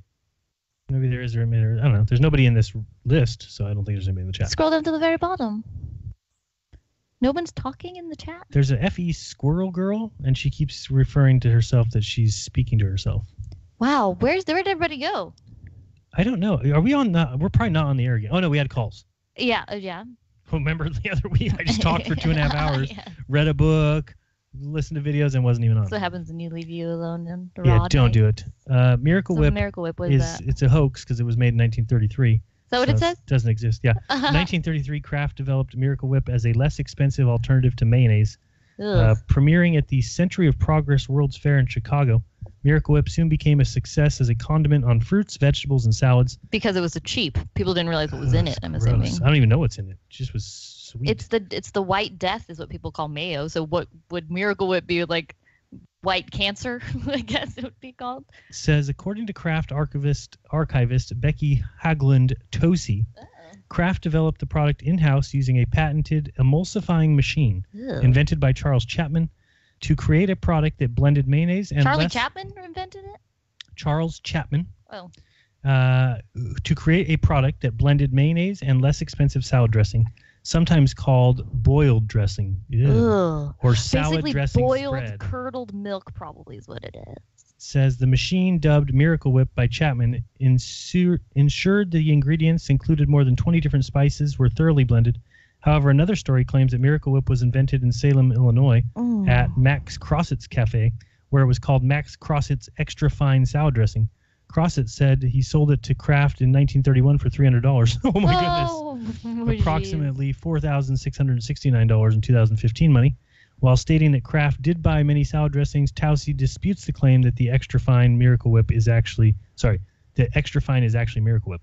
Since 1972, Miracle Whip has been sold as Miracle Whip in Germany. It was formerly produced by Kraft Foods and is currently produced by Mondelez International. Oh, so it's not old vintage, it's still around? It says, yeah, Miracle Whip is made from water, soybean oil, high fructose corn syrup, vinegar, modified cornstarch, egg, salt, natural flavor, mustard, potassium sorbonate, paprika, spice, and dried garlic. That doesn't sound like a bad group of things. I'm just saying there's stuff made with like a yellow dye number 5 and the high fructose corn syrup is not good. But I kind of recognize everything in that list, which is not normal for foods. Yeah, I just remember it was like sweet, and you know me and sweet. I know you you can't mix both sweet and sour or whatever. You don't like doing that. Can't mix sweet with anything that's not just candy. Yeah. Okay, good, right. You don't like pineapple on pizza. No. Which I don't really like that either. I don't like ham. Ham is weird. I don't understand how ham can be from the same animal as bacon. Or sausage. Yeah, how is it from the same animal when it tastes so different? So different. So different. Have you ever had pig fat dripped onto a bread? So good. No. So great. In Hungary is where I did that, but it's pretty cool. I have eaten dog, which Okay. is pretty strange. Now you're going to hell for that one, though. I'm pretty sure. No, I was forced to. Pretty sure the Bible says do not eat dog. I was in the Philippines to see the Pope. Well, So then you're forgiven then? You're forgiven for all things. Wow. All things are forgiven to he who travels abroad To see the authoritatums. to see the Pope. Even though he looked like a doll. Well, he could have just been a dummy. He could have been. And people were so probably blinded by his They were. quote-unquote It was the presence. Philippines. They were all 4'2", Oh, so they were all blinded. so they couldn't see him. That's why they handed me all their Was he- cameras was- and made me take pictures. Like push you to the front. Go, detective. Yep, that's exactly how it went too. Oh. Was he in the glass box? Absolutely. Was it plastic or glass? Do you know? It is bulletproof, and I'm gonna say it's glass. Did anybody try and shoot it? Not that particular day. Remember, Oh. we've seen that picture of him get shot. That's fake. I think it maybe the glass broke and he thought he got shot because he's old and scared of things. I forgot. Was there glass when he got shot? The one that's definitely fake is when Roosevelt. Was it Roosevelt? Remember the one where somebody shot him in a crowd? Oh gosh. Was it Roosevelt or was it? Oh no. Truman. No, I don't remember who it was. Was it not Kennedy's brother? That one's fake. That was the worst. That was really bad. That one was. Oh boy, oh boy, Sirhan, oh boy. Sirhan. There's no way there could be a conspiracy ever. There's no such thing. Nope, men have never impossible. gotten together and conspired against you, even though everything that you know in life is a conspiracy. The gas prices down the street to your car price, the price of the bread you paid at the store, all a conspiracy, believe it or not. Make your own bread. Oh, sorry. Are you all right? God, why can't I remember who that was? I don't know. All the shootings look fake. I mean, you were talking about what were you talking about earlier? The rise of the book printing press or the printing press, and how that's when a bunch of fake shit started being printed. Well, how about when TV was the rise of television? Was Kennedy and the space agencies Get and this. the da-da-da-da-da? I have a document from the Vatican, from the Pope. Yeah. That was in like 1940 or no, it was like One. Now I don't 6. remember what year it was. I have to go back and look. 1940 through. But it was through telling 49. people that we have now the power of the TV box of the picture of the picture movie box, and we will be Oh. able to inflict Yep. any feeling we want into any person in the world at any time. Ooh, read by that using- document in a live show or something next because that's Yeah, it's huge. good stuff. Good. If people could understand what the TV does to you. Yes, this is the one here. Wait, is this the right one? It's because moving images are mesmerizing. They're like so awe-izing. Truman, he got shot, and we watched a video of it. I don't remember. No, that. I guess this is not the right one. I don't think. Developed a plan to assassinate Truman in order to raise awareness and drive independence. They wanted to show that the October 30th uprising. Interesting. Remember the one, and then the girl tackled him or something. His hand was like up, and Some story of some girl was like, and I got his handkerchief, or no, something like or that. she like moved her like metal book end in front of his chest, and it got blocked or something stupid. No, I that don't was from remember. the Florida shooting. Okay. Okay, sorry. It was that bad though. Oh boy, oh boy, oh boy. Let's see. There was the first one. I don't remember who it was now. Maybe it was Roosevelt. Oh. I don't remember. But Truman tried to. Yeah, these guys all. Well, I wanted to say shout out to Antonio Subrats because it might have sounded earlier that I was like talking shit, but That's what it sounded I like to do me. think even though he did, I'm sorry Antonio if you're listening, you did kind of not really a great job, but I think that all your past things you are really good at explaining yourself and really good at The reason I don't say that is because I've been in debates, and every time you didn't. So it's like you'll never, because it's a debate, so you'll never do what you think you're going to do, because that would take some. Oh, we're already over. that would take you knowing what was going to happen. Sorry, love Antonio Love, Subrats, you're peace, great. love, and open Patreon mind, I should and say. Jeranism. Peace. Love.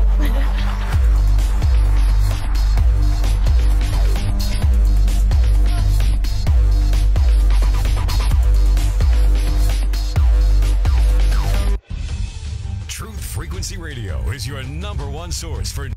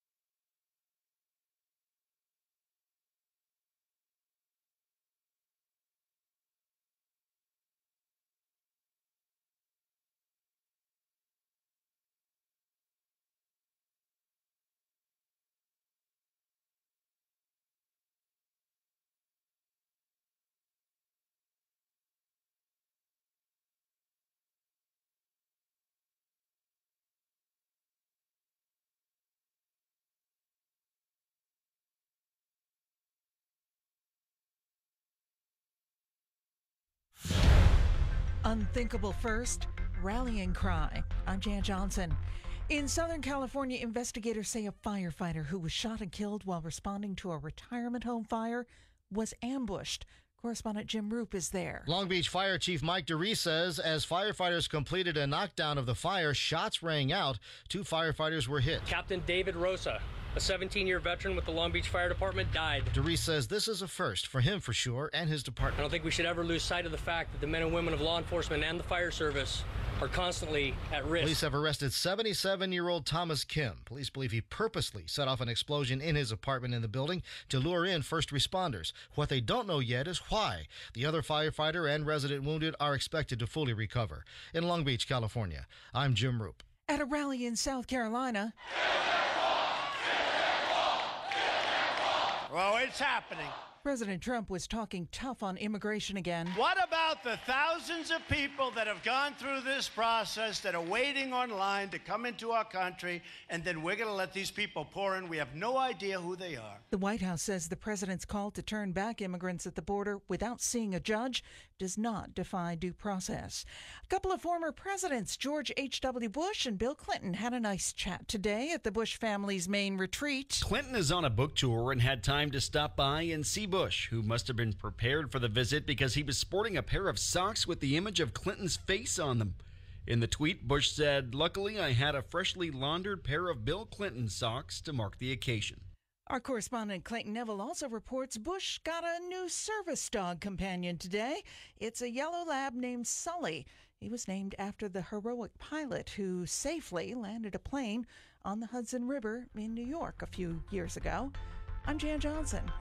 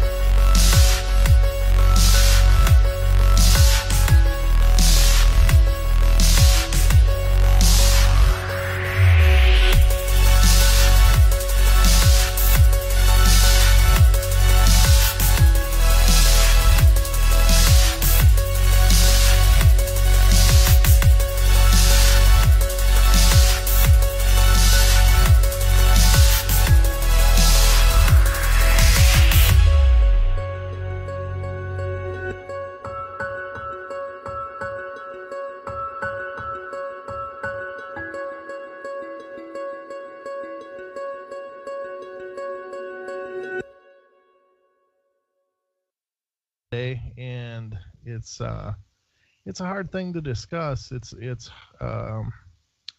It's tough because after a long battle, my father passed away today, and it's something that you know it's coming. You know that it's going to happen. You know that it's an inevitability. But when that phone call happened, it's just like you go blank. You can't prep for it. You can't brace for it. It's just like someone knocked the wind out of you. And my father was a good man. He was a strong man. He was a very proud man. And he had a life of adversity, but he fought through and scraped a living and took care of a family just on sheer will alone. The man would work 2 and 3, 4 jobs at a time to keep everything going. And it was hard to watch him go the way he did. And, you know, I'd talked about it briefly on the shows a couple of times in the past about his, he essentially had hardening of the lungs, and it was something there's really no coming back from. And I certainly love you a bunch, Dad, and thank you. So that was today. But like I said, it's not like it wasn't expected.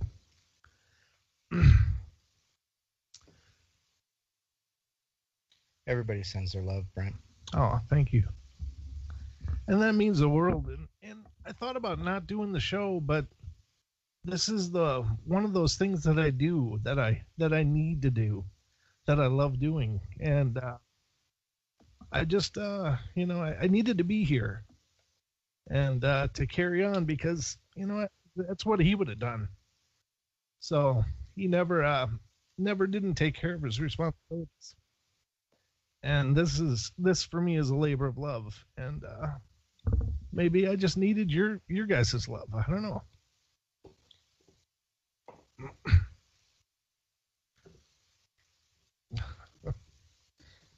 I'm sorry. Introduce our guest. We'll take over. Why don't you introduce our guest? All right. Well, last minute, we got one of our favorite friends on tonight. He wants to be talking about UFOs and alien visitations. We brought on Mr. Nase. Everybody's familiar with him. Nase, how are you, bud? I'm doing well. Bourgeois Nin, Nase Indigenikaz Ojibwem, Kevin Richard Shores Indigenikaj, Shaganashi Moog, Makwa Nindun Dame, Gawababigani Kagan Dunjubab, Minnawa, Moorhead, Minnesota, Nungu Minde, Nindogichi Da, Makwa Nindun Dame. I am not gone. You are not gone. We are not gone. We are all here. Here, if you need / want, we are. Like the wind that hugs you, like the chill that goes to your bones, like the tears of joy and sadness, we continue every moment, whether we are here or there. And as long as we are not forgotten, we shall continue on. So thank you, sir, for allowing us to be here with your son, where you've done a fine job in what I know of you. So thank you for letting me be here tonight, gentlemen. You're very welcome. And thank you for that also. So how you doing, bud? Well, northern Minnesota, where one moment you're like spring is here, but then it's not. And you get that nice bite of the cold northern tundra. Yep. So, yeah, we're still here. We're still here even after what went on with the 13th, Friday. Right. A little bit of fireworks, ironically, in Syria. Yeah. So things in the sky. Yep. Things in the sky. scary things too. Unfortunate but true. So. Well, the nice thing about all of the things in the sky is I like to believe that possibly some of the things that were higher in the skies than what was going on in Syria were either getting together with another group and saying, oh, that's right, you don't speak alien. But they were saying, come on, give those humans a break. They'll figure things out. Or there's that other group that's going, aga booga digga digga. And that means, no, we need to annihilate them. They're like a virus. And then there's that third group that's that's saying, we'll take them. They taste like chicken. Is it any wonder we want you on the show all the time?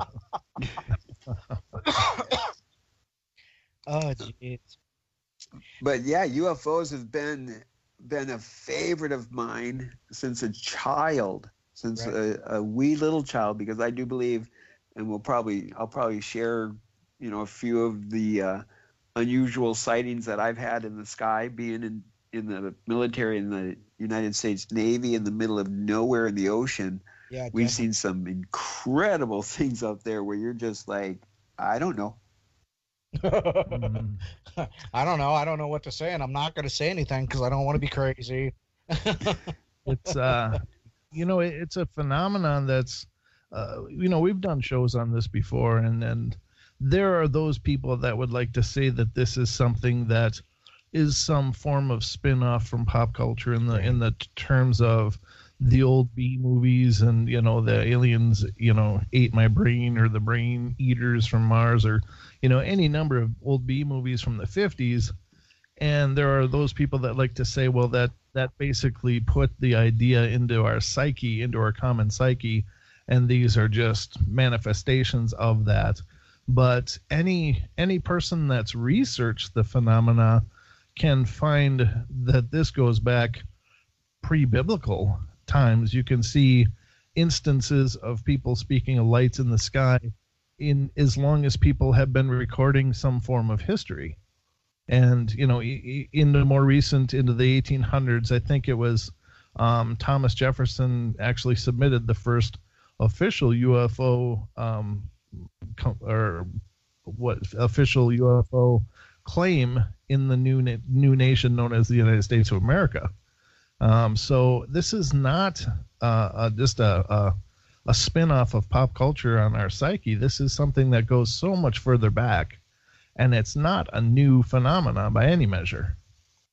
Well, even if you look at some of the the paintings of yesteryear, you can see some of these where they'll show like a fireball in the sky, and they'll show like individuals within the fireball, like sitting in a sphere-like contraption thing.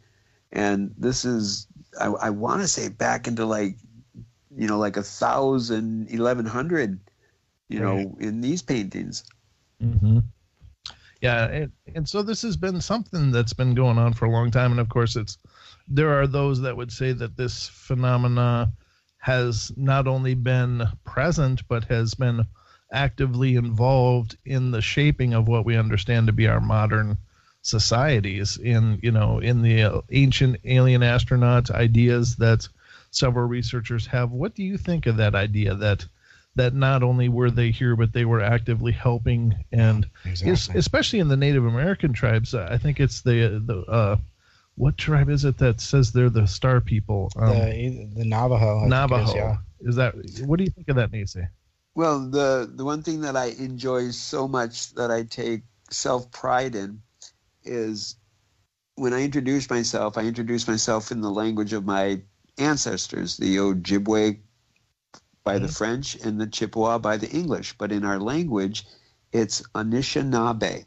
Mm-hmm. And if you break down the etymology of the word, the breakdown of the syllables into its, easiest meaning, it breaks down in when the species or the entities were lowered to the earth. Now, if that sounds familiar, think of the syllables Anishinaabe. And then think of ancient Sumer, where they talk about the Anunnaki, Anishinaabe. And then if you look up the etymology of the Anunnaki, it means when the man was brought down to the earth. Really? Okay. And so, and my ancestors, when you ask them, and I've done this before, I went up to elders and I've said, what about extraterrestrials? And they would be like, what about them? They're all around us. Yeah. And I'd be like, well, what about them? And they're like, well, what about them? And I tried to look it up before I got on the show, but I have a challenge looking for things nowadays. But I couldn't remember the word, the Anishinaabe word we have for sky sled, because a mode of transportation that we utilized were sleds, like toboggans, like dog sleds. And we have a word for a sled that traverses the sky. And so we have these other teachings where some are under the belief that the Sasquatch, or we call them the wilderness people, Bigfoot, that they are interdimensional or possibly extraterrestrial. But we talk about many, a lot of times when you think of the alien, right away we kind of think of that classic gray alien, the UFO of Roswell, excuse me. And I think that's the furthest thing from the truth. I think there's probably hundreds and thousands of different type of entities that have a intelligence to them that we couldn't even comprehend. Yeah, and as many stars as there are out there, there's, and like you said, it's hard to know exactly where they come from. But I would say that, having experienced the phenomena personally, I always had an open mind prior to that, but having experienced it and seen it with my own eyes was really mind-numbing, but amazing. It was an incredible thing, and I don't know, it was just it's one thing to have a space in your belief system for something to exist, and another to experience it and know that it exists. It was such a profound experience, but I kind of forgot where I was going with this school of thought, but it was incredible. Help me out here, Don. I'm sorry, I'm catching up on the chat room. I totally missed that. Okay. But the where I was coming around with it with my ancestors and asking elders about it and stuff like that, I've asked them, well, where do we come from? Where do our people come from? And we've been told three different things. Some believe that we are the remnants of the Atlanteans. Okay.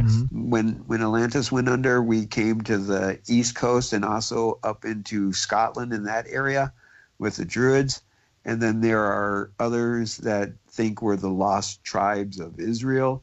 Right. But then there's the others that go along with we came from the heavens. And there's a star circle, a circle of stars up in the sky, and the elders will point to this circle and say, that's where we came from. Wow. Now, do you know what this constellation is? No, not at all. Okay. So not at all. Like the old Pleiades or kind of thing, which is Orion's belt, I think, isn't it? No, but we do include the Pleiades and Ceres and all of these other, the Seven Sisters are part of the whole sky beings and the entities. If you look at a lot of the indigenous tribes, there's many different tales of entities coming down from the heavens and actually mingling with the females. Those stories are also in the Native American things. But the first time I witnessed things or witnessed something of this nature is it wasn't even remembered until I was probably about 35, maybe 40 years old. And it may have been from the Art Bell show or Ian Punnett. I don't know if you remember Ian Punnett off of KSTP in St. Paul, I don't. Minnesota. No. But they were talking about in the 70s, there was this period of when a majority of all of the UFOs were being seen siphoning water or dropping hoses down into lakes. Oh. And when we were kids, and there was a little what is it called? A little circle. When a street comes to cul-de-sac. Excuse me. So we had a cul-de-sac up the hill, and beyond the cul-de-sac was all grass.